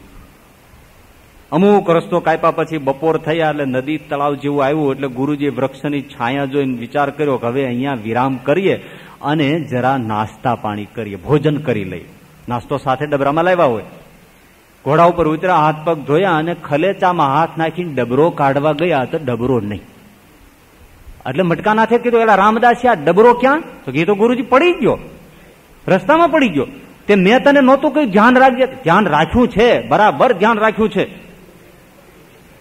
બરાબર ધ્યાન રાખ્યું છે. 3 રસ્તા જ્યાં આગળ ગયા ત્યાં એક મોટું લીમડાનું ઝાડ આવ્યું ને ગુરુજી, ત્યાં રાફડો છે, એ રાફડા પાસે ખણી કરતો આ ડબરો પડી ગયો. બરાબર પાકું ધ્યાન રાખ્યું છે. મૂર્ખા ધ્યાન રાખવાનું એટલે લઈ લેવાનું હોય. તમે ક્યાં કીધું તું? તમે કહ્યું તું ધ્યાન રાખજે, પાક્કું ધ્યાન રાખ્યું. લો, એવી રીતે પોતામાં અવગુણ ઘણા જાણનારા પણ હોય કે હું આટલો કામી છું, હું આટલો ક્રોધી છું, હું આટલો લોભી છું, પણ એને છોડી નથી શકતો તો એની પાસે પૂરો વિવેક નથી, દોષનું બરાબર દર્શન નથી, છોડી નથી શકતો, વિવેકનું એની પાસે એટલું દર્શન નથી. બીજી બાબત બતાવી. અને ભગવાનમાં સંતમાં એને કોઈ અવગુણ ભાસતો હોય તો એ અવગુણનો ત્યાગ કરી દે અને એના જે ગુણ હોય તેનું ગ્રહણ કરે. શબ્દ બહુ સમજીને મહારાજે વાપરો. સંતમાં કોઈ અવગુણ ભાસતો હોય એટલે કે દેખાતો હોય, ત્યાં હોય નહીં પણ આને દેખાતો હોય એટલે આ વિચારવાન છે ને એટલે સમજે કે આમાં અવગુણ મને દેખાય છે, દોષ દેખાય છે, પણ હકીકતે આનામાં હશે નહીં. તો એને સમજે, વિચારે અને એનો અવગુણનો ત્યાગ કરે ને એમાં જેટલા ગુણ છે એને ગ્રહણ કરે. ના, ધન્ય છે, આટલું એનામાં બહુ સારું છે, બહુ સારું છે. અને પેલા જે દોષ દેખાય છે એને સમજવા પ્રયાસ કરે તો એ વિચારવાન ભક્ત છે. જયારે પેલો જે ભક્તિ પ્રધાન ભાવ પ્રધાન ભક્ત છે 15મા વચનામૃતનો, એને તો દોષ દેખાતો જ નથી સંતમાં, કારણ કે સમર્પિત છે. મારું તો પ્રભુ આપ સર્વસ્વ છો, મને તમામાં કોઈ દોષ દેખાતો નથી, એટલે એને કોઈ સવાલ જ નથી. હોય તોય દેખાય નહીં, ન હોય તો કોઈ સવાલ જ નથી. એવો એ સમર્પિત પ્રેમી સ્નેહાળ ભક્ત છે. હવે આને જે દેખાય છે, હોય નહીં ને દેખાય, બને એવું, કારણ કે આપણે સમજી નથી શકતા મોટાની ક્રિયા. ગુણાતીતાનંદ સ્વામી સભા મંડપમાં બેઠેલા, એમાં એક ભગત આવ્યા દર્શને, પગે લાગ્યા. એટલે ગુણાતીતાનંદ સ્વામી કહે, ભગત જરા આપણે વાડીએ એક બળદ ખોવાઈ ગયો છે, ક્યાંક જતો રહ્યો છે, કોઈ લઈ ગયું છે, તો જરા જઈને તમે જલ્દી દર્શન કરીને જાઓ અને તપાસ કરો અને બળદ ગોતી આવો તો શું છે કે આપણું ખેતીનું કામ અટકે નહીં. ભલે સ્વામી, જાઉં છું. અરે ભગત ગયા. થોડી વાર થઈ ત્યાં વળી કોક એવો ભક્ત દેખાણો એટલે ગુણાતીતાનંદ સ્વામીને એમ થયું કે આને પણ ભલામણ કરું તો જલ્દી આપણે જે કામ પૂરું કરવું છે એક સેવા કાર્ય પૂરું થઈ જાય, માણસો ખોટી ન થાય. એટલે એમને પણ ભલામણ કરી. એ ભલામણ કરી કે બળદને જરા ગોતો. ત્યાં એક સાધુ બેઠો હતો ને એને એમ કીધું કે સ્વામી, જ્યારના બેઠા છો ત્યારના બળદ શું કરો છો, ભગવાન સંભાળો ને. ગુણાતીતાનંદ સ્વામી ત્યારે કઈ ન બોલ્યા, પણ એ સંતને એ સમજી ન શક્યો. પણ બન્યું એવું, થોડા દિવસ થયા ને એ સાધુની પેન હતી લખવાની, એના ઉપર એનો પોતાનો જ પગ આવી ગયો અને ભાંગી ગઈ. અને પછી એના માટે રો કરે, અરે રે મારી પેન ભાંગી ગઈ, પેન ભાંગી ગઈ, પેન ભાંગી ગઈ, હવે મારું શું થાય. ત્યારે ગુણાતીતાનંદ સ્વામીને ખબર પડી કે પેલા સાધુ પાસે ગયા, જો આ પેન છે ને એ તારી છે અને એમાં તારો મોહ છે. ઓલો બળદ છે ને એ મેં ગળે નહોતો બાંધ્યો, મારા માટે નહોતો, એ રાધારમણ દેવનો હતો અને રાધારમણ દેવનું કામ હતું. એટલે અમને મહારાજે સોંપ્યું છે, એટલે અમે ધ્યાન ન રાખીએ તો કોણ રાખે. એટલે મોટાની ક્રિયા ન સમજી શકાય એટલે એને અવગુણ દેખાય. જુનાગઢમાં એક મંડળ હતું લોટિયા સાધુનું. લોટિયા એટલે લોટા રાખે એવું નહીં, પણ લોટિયા એટલે કંઈ પણ ચૂલે ચડેલું ન જમે. બાજરાનો જુવારનો જે લોટ આવે એને પાણીમાં ડોઈ અને પી જાય. પરમ વૈરાગી મંડળ. એવું એક મંડળ ગુણાતીતાનંદ સ્વામીની હયાતમાં જુનાગઢમાં હતું, લોટિયા મંડળ કહેવાતું. સારું, એની રીતે ના પાડે તો કે પાછા વળનાર તો હોય નહીં, કારણ કે જોગીની જમાયતું બાપના ન માને એ બાવાના માને. તો એક દિવસ એવું બન્યું કે ગુણાતીતાનંદ સ્વામીને એમ થયું કે આ સાધુની ધર્મશાળા બને છે અને સંતો ગિરનારમાં લાકડા કાપવા વહેલા જાય છે, આપણા ધર્મ પ્રમાણે એક ટાઈમ ભોજન કરવું જોઈએ. કોઈ સંતો સવારમાં કંઈ ખાતા નથી. હવે લાકડા કાપવા મજૂરીનું કામ કરવું અને ત્યાંથી રખડતા ભટકતા સાંજ પડી જાય છે, ક્યારેક ક્યારેક આવતા, તો સંતો ભૂખ્યા તરસા કામ કરી સારું નહીં. એટલે સંતોને કહ્યું કે તમે સવારમાં કટક બટક એટલે ટીમણ કરતા જાઓ. તો સંતોએ કીધું સ્વામી આપણાથી કેમ જમાય, આવી રીતે ભોજન ન લેવાય, અમે તો સેવા કરીશું, તમારું વચન છે ને. ગુણાતીતાનંદ સ્વામી કે ના, ચાલો, તમને એવું લાગે છે ને તો હું પેલા બેસું બસ. અને ગુણાતીતાનંદ સ્વામીએ સવારના પોરમાં એ સંતોને જમાડવા માટે પત્તર લઈને બેઠા અને બાજરી જુવારનો સૂકો રોટલો ને છાસ મીઠું જમવા બેઠા. એ લોટિયા સાધુને ખબર પડી અને ઓહા થઈ ગઈ, લ્યો આ મોટા કહેવાય છે, આ સાધુ કહેવાય છે, બ્રહ્મજ્ઞાનનો ઉપદેશ કરે છે. સવારના પોરમાં ધર્મ ધ્યાનના સંબંધમાં બબે વાર તો પત્તર પલાળે છે, સાધુતા તો રસા તળ ગઈ છે, ભાગો ભાગો આ મંડળમાં રેવાય નહીં, રેવાય નહીં. અને એ લોટિયા સાધુ જુનાગઢ મંદિર મૂકીને વયા ગયા, નીકળી ગયા. ક્યાં રહ્યા એ ઇતિહાસ મારે નથી કેવો, એ કીધા જેવો નથી એટલે. પણ એ મંડળ નીકળી ગયું જુનાગઢમાંથી.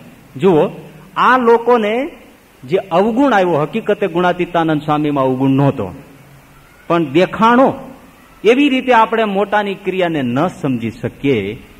ઘણા હરિભક્તોને હજી પણ આપણા ગુરુએ જે ગુરુકુળો સ્થાપ્યા છે એની પરંપરા નથી સમજાતી, પણ એ સંતનો જે દ્રષ્ટિબિંદુ હતો એ સમજવા માટે થોડું વિચારવું પડે, કારણ કે એમનો આશય બહુ જુદો છે અને એના હેતુઓ પણ જુદા છે, અને એ જે રીતે ચાલે છે એમાં પણ આપ સૌએ વિચારવાની તો જરૂર છે જ. પણ ન સમજાય તો અવગુણ દેખાય, એટલે અવગુણ હોય નહીં અને દેખાય. તો આમાં ભેદ પડ્યો. આ સંતો જે અવગુણ લીધો એ તો ન તો સમર્પિત હતા. જો સ્નેહથી સમર્પિત હોત તો અવગુણ ન આવત, બાપજી જે કરે યોગ્ય કરે. ન તો વિચારવાન હતા.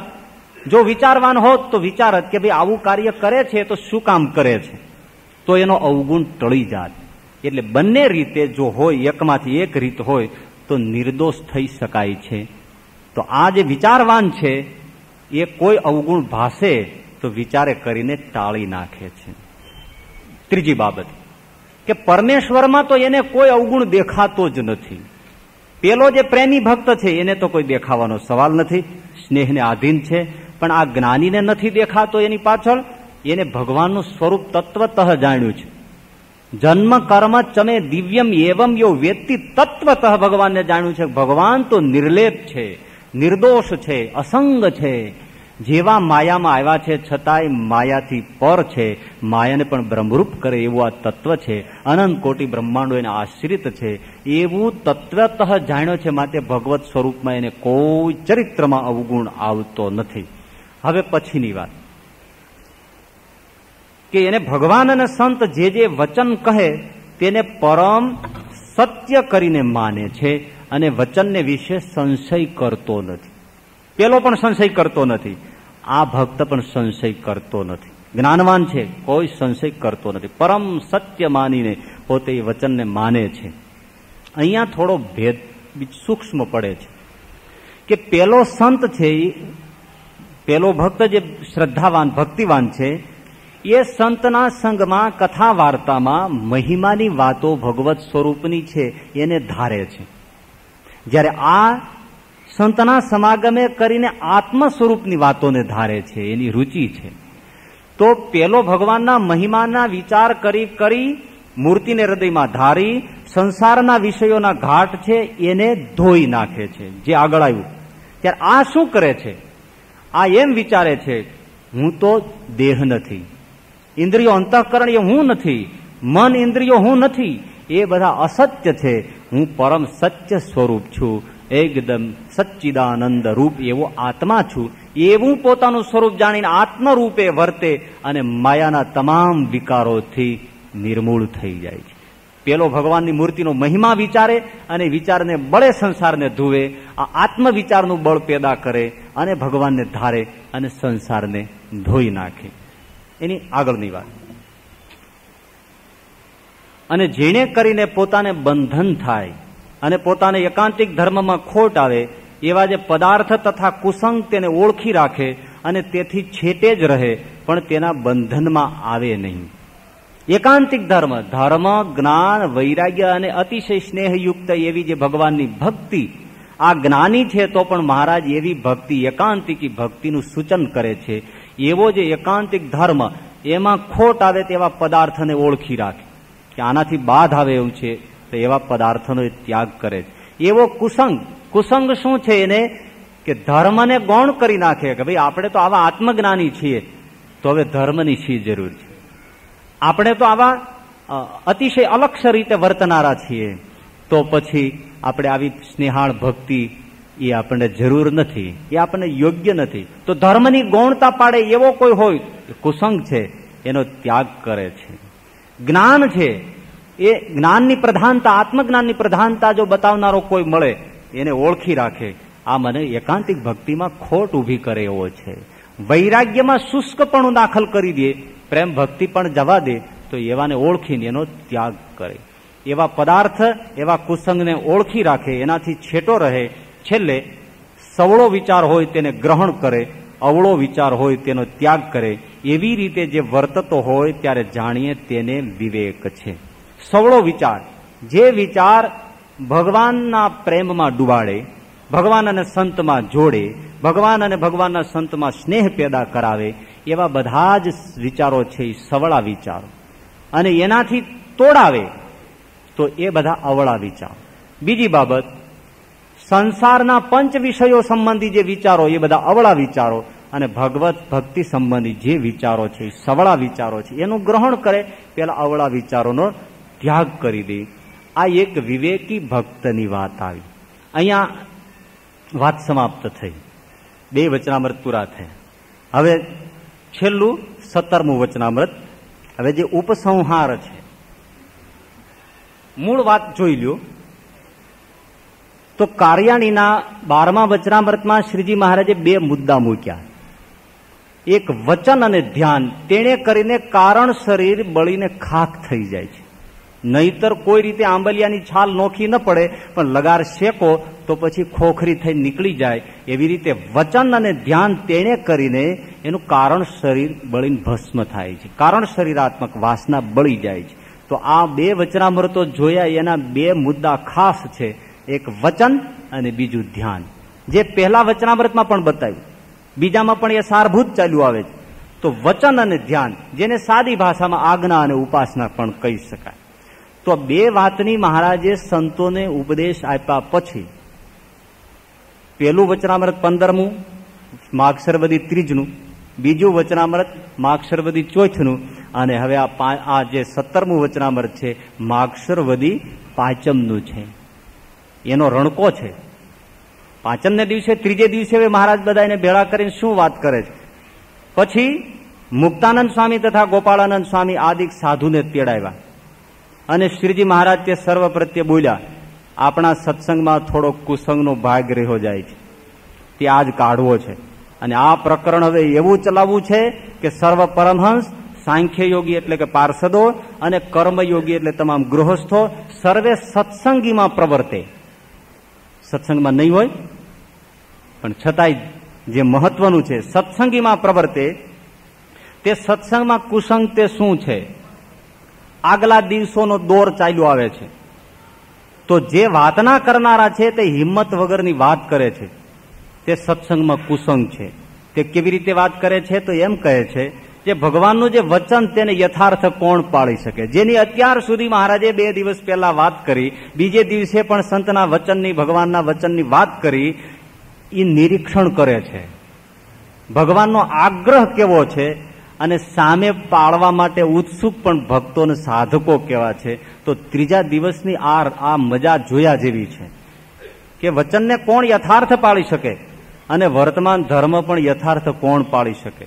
માટે જેટલું પડે તેટલું પાળીએ. ભગવાન તો અધમ ઉદાહરણ છે, તે કલ્યાણ કરશે. આવો ટોન આવે ને આવે, કારણ કે આ કઠન છે. આપણે બોલીએ ને એટલું, બધા જ લગભગ સુખરૂપ બેઠા હોય છે, ને કોઈ જાતની દિલમાં બળતરાક, ઉચાટ, ગમે તેવું વાતો આપણે વિચારીએ, શ્રવણ કરીએ તો થતું નથી. એનું કારણ શું છે કે ફલાણા હરિભગત હતા, આવા હતા, તોય ધામમાં તેડી ગયા. આપણે એવા તો નથી. જો અધમ ઉદાહરણ છે. ભગવાન મારો વાલો તેડી જશે, હવે આપણે પછી બીજું શું કરવાનું? એટલે જેટલું પડે એટલું પાળો. ભગવાન કૃપા સાધ્ય છે, એ ક્રિયા સાધ્ય નથી. કૃપાથી બધું મળે છે, આપણે એને આશરે છે. અરે રે, અભાગણી વૈશ્યાનો ઉદ્ધાર કર્યો, જટાયુનો ઉદ્ધાર કર્યો, પાપી અજામિલનો ઉદ્ધાર કર્યો, અનેક રાક્ષસોનો ઉદ્ધાર કર્યો, તો પછી એ પરમ દયાળુ અધમોદ્ધારણ ભગવાન કૃપાળુ આપણું ઉદ્ધાર નહીં કરે? માટે હવે બહુ રેવા દો તૂટી મરોમાં. હકીકતે એટલે આપણને જોર નથી આવતું, પણ આ એમને ખાર ખાઈ ગયા મહારાજ કે બોલાવો ગોપાળાનંદ સાહેબ, મુક્તાનંદ સાહેબ, ભેળા કરો તો બધાને. કેટલો આગ્રહ છે, કેટલો તીખો સ્વભાવ છે કે આ થવું જોઈએ. આ તો ખોટ છે, આ તો સત્સંગમાં કુસંગ છે, આને કાઢવો છે, પ્રકરણ ચલાવવું છે. ખરી વાત, ભગવાન અધમ ઉદાહરણ છે એની ના નહીં, પણ ભગવાન અધમ ઉદાહરણ છે, કુટિલ ઉદાહરણ નથી. કુટિલનો ઉદ્ધાર ભગવાન નથી કરતો, અધમનો જરૂર ઉદ્ધાર કરે છે. કુટિલ કોને કહેવાય? ખેડૂતને બળદ હોય ને, એ બિચારો હાલતા હાલતા બેસી ગયો. ખેડૂતે જાણ્યું કે અરે રે, બિચારો વૃદ્ધ થઈ ગયો છે, હવે ખેંચી નથી શકતો. તો એ ખેડૂત એ બળદની સેવા કરે. પણ ખાઈ પીને ઢમઢોલ જવાન જેવો બળદ હોય ને માળો કાહળાઈ કરતો ઢબ દઈને બેસી જાય તો ખેડૂત શું કરે? લાકડી લઈને ભઠાભટ ઉઠ ઉઠ, જાણે કેમ સાંભળતો હોય, ઉઠ. ખાઈ ખાઈ ખદોડીને માળો કાણે જ લાંબો થાય. ન ઉઠે તો ગામડામાં અમે જોયું છે, ઘાસના પૂળાને સળગાવીને ચારે બાજુ એને સળગાવે, તપાવે અને માળો બેઠો થાય. હાલવા માંડે, પરોણા વાળી આર રાખે. તું કાહળાઈ કરી કેમ ચાલે? કુટિલ છે પેલો, ખરેખર અધમ છે, એની શક્તિ નહોતી અને પડી ગયો છે. એને પ્રભુ ઉઠાડે, એનું જતન કરે, પણ આ કુટિલને તો કોઈ છોડે નહીં. ગામને ચોરે બેઠો હોય ને અચાનક કોઈ બીમાર પડી જાય ને અશક્ત થઈને ઢળી પડે તો જે નીકળે તો 5-10 ભેળા થઈને એને ઉપાડી ખોલી કરીને ઘરે મૂકી આવે. પણ મારો 5-10-25 લાડવા ખાઈ ગયો હોય, નિરાયતે બેઠો હોય, ઢમઢોલ જેવો થઈને કોક નીકળે, કઈ બાજુ જાઓ છો? મારા ઘર બાજુ. તો કા મન જરાક તેડીને ઘરે મૂકતા જાવ ને. અરે પણ તને શું થયું છે? તો કે તમે આમે જાઓ છો તો તમારે તેડતા જાવ ને, મારે ટાંટિયા તોડવા નહીં. હા, ઉલટાના ઓલા અડબોથ મારતા જાય. આ કુટિલ છે.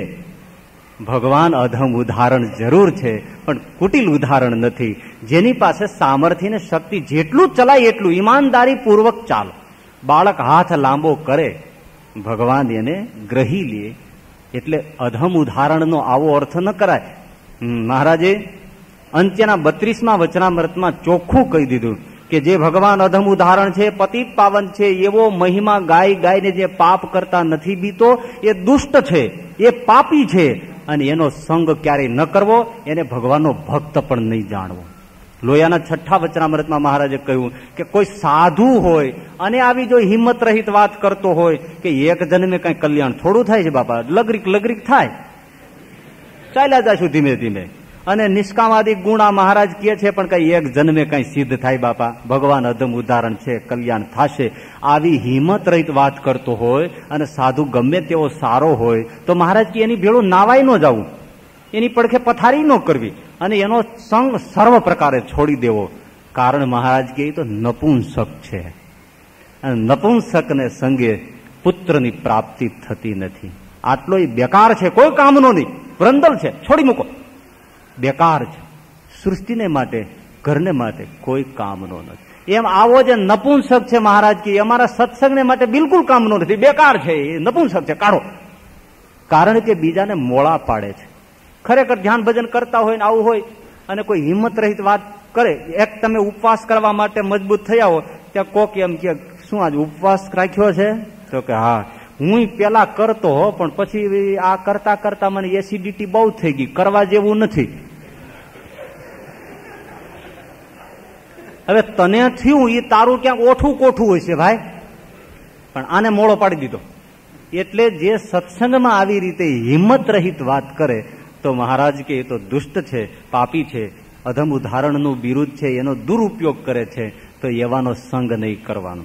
વળી પાછો એમ બોલે છે કે ભગવાનની મૂર્તિ હૃદયમાં ધારવી એ કઈ આપણાથી થોડું થાય ભાઈ, એ તો ભગવાન દયા કરે તો ભગવાનની મૂર્તિ હૃદયમાં ધરાય લે, તો એની મેળે ઉતરે હૃદયમાં. દયા ભગવાન ક્યારે કરે? મનુષ્ય યત્ન, ઈશ્વર કૃપા. પુરુષાર્થ કરીએ તો ભગવાન દયા કરે, નહીતર પુરુષ પ્રયત્ન મહારાજ કે ન કરે તો કૃપાનું પાત્ર પણ થતો નથી. નહીં સુપ્તસ્ય સિંહસ્ય મુખે મૃગા પ્રવિશંતિ. સિંહ સૂતો હોય તો મૃગલાઓ એવી ચિંતા થોડી કરે કે હવે સિંહ 3 દાડાથી સૂતો છે, ભૂખ્યો છે, હાલો એના મોઢામાં ગરી જાય. એ તો ભાઈ તમે ભૂખ્યા થયા હો તો ઉઠો, તળપ મારો, અમે મરવા તૈયાર છીએ, પણ કાંઈક મહેનત કરો તો ઝપટમાં આવીએ. સૂતેલાના મોઢામાં ક્યારેય હરણિયા પ્રવેશ કરતા નથી. એમ આપણે જોઈએ છે, અને જો પુરુષાર્થ ન કરીએ તો મહારાજ કે એ વસ્તુ તો ન મળે, એ પ્રયત્ન ન થાય. એક ગામને ચોરે એક બાબાજી આવેલા, તો ગામનો બહુ ધાર્મિક માણસ હતો ને, એને સમાચાર મળ્યા બાપુ આવ્યા છે, કોઈ બહુ પ્રતાપી છે, બોલતા નથી. અને બાપુને જઈને પૂછ્યું, બાપુ નમો નારાયણ, મારે ત્યાં ભિક્ષા ગ્રહણ કરશો? હરી ઈચ્છા. આને જાણ્યું કે હરી ઈચ્છા, ચાલો નક્કી થઈ ગયું. સરસ મજાના પકવાન બનાવ્યા. બાપુને જઈને છોકરાને ખબર મોકલાવી કે જાઓ બાપુને કહો કે રસોઈ તૈયાર થઈ ગઈ છે, આવીને ભિક્ષા ગ્રહણ કરો. છોકરો ગયો, ચાલો બાપુ, તો હરી ઈચ્છા. છોકરાએ બહુ બૂમ પાડી, પણ આ તો હરી ઈચ્છા. છોકરો પાછો આવ્યો, બાપા એ ઉઠતા નથી ને હરી ઈચ્છા એમ કર્યા કરે. પોતે આવ્યા, એને એ જ જવાબ મળ્યો. એને એમ થઈ ગયું કે આવું કાંઈ એને વ્રત હશે. બિચારો એ ભાવિક ભક્ત ગાડું જોડી આવ્યો, બળદ ગાડું. ગામને ત્યાં એના સ્થાન આગળ ઉભું રાખ્યું અને બાપુને કીધું કે લ્યો બાપુ, આ ગાડું આવ્યું છે, આપ આમાં બિરાજો અને મારે ઘેર ભોજન ગ્રહણ કરો. તો હરી ઈચ્છા. પેલાને થયું કે નહીં ઉઠતા હોય. 2-3 જણાને વળગાડ્યા, બાપુને તેડીને ગાડામાં બેસાડ્યા, પાછા ઘેરે ઉતાર્યા, પાટલા ઉપર બેસાડ્યા, સામે થાળ મૂક્યો અને આમણે હાથ જોડીને કીધું, બાપુ જમો. તો કે હરી ઈચ્છા. હવે શું કરવું આનું? હદ આવી હરી ઈચ્છાની. છતાંય પેલો ભક્ત ભાવિક એવો હતો, કોળિયા બનાવ્યા. બાપુને કીધું મોઢું ખોલો, હું કોળિયા દેતો જાઉં. તો કે હરી ઈચ્છા. અને આનો મગજ ફેરવી એક જ અડબૂથ મારી ઉડને નેઠો ભીડ્યો. મારી નાખું તો હરી ઈચ્છા વાળો છોકી જાતનો. એવો બાપુ ભાગ્યો, ચીપ્યું તુંબડું પીડ્યું રહ્યું. લો રાખો હરી ઈચ્છા. હરી ઈચ્છાનું માપ હોય કાંઈ.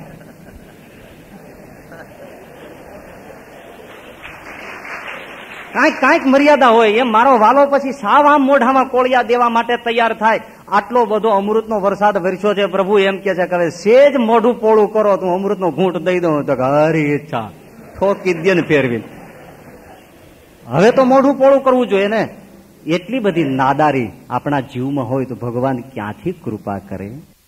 એટલે પુરુષ પ્રયત્ન રાખે, પુરુષાર્થ કરે અને ભગવાન કૃપા કરે. એક હરિભગત રોજ રાતે 5 માળા કરીને સુવાનું નિયમ લીધું. ચાતુર્માસનો સમય છે, ખેડૂતનો દીકરો છે ને વાવણીના ટાણા છે. ધૂળની હાડે બથોળા લઈ લઈને થાકીને લોચ થઈ ગયો. ઘરે આવીને સુવાનું ટાણું થયું. બહુ મોડો આવ્યો. હાથમાં માળા લઈને ઢોલિયામાં બેઠો છે ને માળા કરે. 5 માળા. પણ એક માળા જેવી ત્યાં તરત ઝોલું આવીને માળા પડી. એક માળા પૂરી ન થાય. હવે અધૂરી માળા ક્યાંથી છૂટી શું ખબર? અધૂરી માળા ગણાય નહીં. એટલે ભગત પાછી પહેલેથી લે, સ્વામિનારાયણ સ્વામિનારાયણ કરે. હજી માળા પૂરી ન થાય, માળા પડી. પ્રયત્ન કરતા કરતા કરતા સમય જવા માંડ્યો, મધરાત થઈ. પણ ભગત કે ના, મારી 5 માળા પૂરી ન થાય ત્યાં સુધી હું લાંબુ ડીલ કરીને કેમ સુઈ શકું? મારો નિયમ છે. મંડી પડે છે એમને. એક માળા પૂરી નથી થતી એને ઊંઘ આવીને પડી જાય છે, ઊંઘ આવીને પડી જાય છે. પણ ફરી ફરીને માળા લે છે. અધરાજ ભાંગી ને ભાંગી. ત્યાં તો સહજાનંદ પ્રભુ દોડતો આવ્યો. અજવાળા થઈ ગયા. ભગતને માથે હાથ મૂકીને કે ભગત રાખો રાખો, તમારે બદલે 5 માળા હું કરી લઈશ. સુઈ જાઓ, તમારી માળા આવી ગઈ બાપલા, સુઈ જાઓ સુઈ જાઓ સુઈ જાઓ. પ્રભુ એને સુરડાવી અવકાશમાં વિલીન થઈ ગયો. કહેવાનો અર્થ છે કે જો પુરુષાર્થ કરે તો પ્રભુ કૃપા કરે, પણ જરાય પુરુષાર્થ ન કરે તો ભગવાન કૃપા કરતો નથી. તો આવું જે કુસંગ છે, મહારાજ કહેવાય પ્રકરણ ચલાવવું છે. પેલા પ્રકરણ ચલાવતા મહારાજ એક આચાર મૂકતા, એ આચારનું નામ પ્રકરણ કહેવાતું. હવે બધાએ કાચો લોટ ખાવું તો એક લોટ ખાવાનું પ્રકરણ ગણાતું. હવે બધાએ કોથળા પહેરવા તો કોથળા પહેરવાનું પ્રકરણ ગણાતું. એમ આ મહારાજે પ્રકરણ ચલાવ્યું કે હવે જો ક્યાંય કોઈ હિંમત વગરની વાત કરતો દેખાય અને કોઈને જણાય તો એને તરત ઉપવાસ, અને એને નપુંસક કેવો. પતિ ગઈ ને આવું કોઈ કે આપણને અત્યારે એમ કોઈ કે તું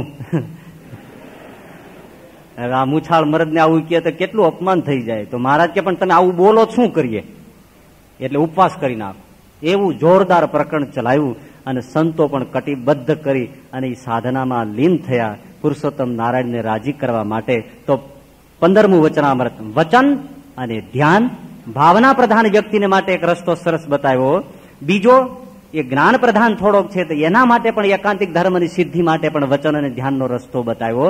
અને બંનેમાં જે કઈ કુસંગ દેખાય છે એનું મહારાજે ઉપસંહાર રૂપે 3જા દિવસે સરસ મજાનું વાત નિરૂપણ કર્યું. વિવેકની જે વાત વચ્ચે કરી છે એમાંથી આપણે પણ ગ્રહણ કરવાનું તો છે જ. આપણે એમ કરીને છોડી નથી દેવાનું કે અમે તો જ્ઞાન માર્ગી નથી એટલે અમારે ઉપયોગી નથી. ના, જેટલો સમજાય એટલા અવગુણ છોડવા. સંતમાં અવગુણ આભાસ રૂપ દેખાતો હોય તો સમજવા પ્રયાસ કરવો. આત્મા રૂપે વર્તવા માટે ઇન્દ્રિયો અંતઃકરણને ખોટા કરવાનું મનન કરવું. અને જે પદાર્થોથી પોતાનો ધર્મમાં ભંગ થાય એવા પદાર્થો, એવી વ્યક્તિ, એવો કુસંગ એને ઓળખી રાખવા, એનો ત્યાગ કરવો, એથી છેટે રહેવું. અને સવળો વિચાર હોય, તપ કરવું, દાન કરવું, ધ્યાન કરવું, મંદિરે જવું, સત્સંગ કરવો, એવા સવળા વિચાર એનું ગ્રહણ કરવું. અને એ વિચારમાંથી તોડે એવા અવળા વિચાર હોય તો એ વિચારોનો ત્યાગ કરી દેવો. આવી રીતે તો આપણે વર્તવાનું જ છે. હિંમત રાખવાની છે, વચન અને ધ્યાન સિદ્ધ કરવાના છે. એ આ 3 વચરામૃતનું સાર બિંદુ છે. એટલા માટે આપણે આજે એક સાથે 3 વચરામૃત લઈ લીધા છે અને એ રીતે 15, 16 અને 17 વચનામૃત અહીંયા આપણે યથાસમજ પૂરા કરીએ છીએ અને ભગવાનને પ્રાર્થના કરીએ છીએ કે અમને આપના વચનમાં અને ધ્યાનમાં અતિશય ઈચ્છા વર્તે એવી કૃપા કરે. સહજાનંદ સ્વામી મહારાજની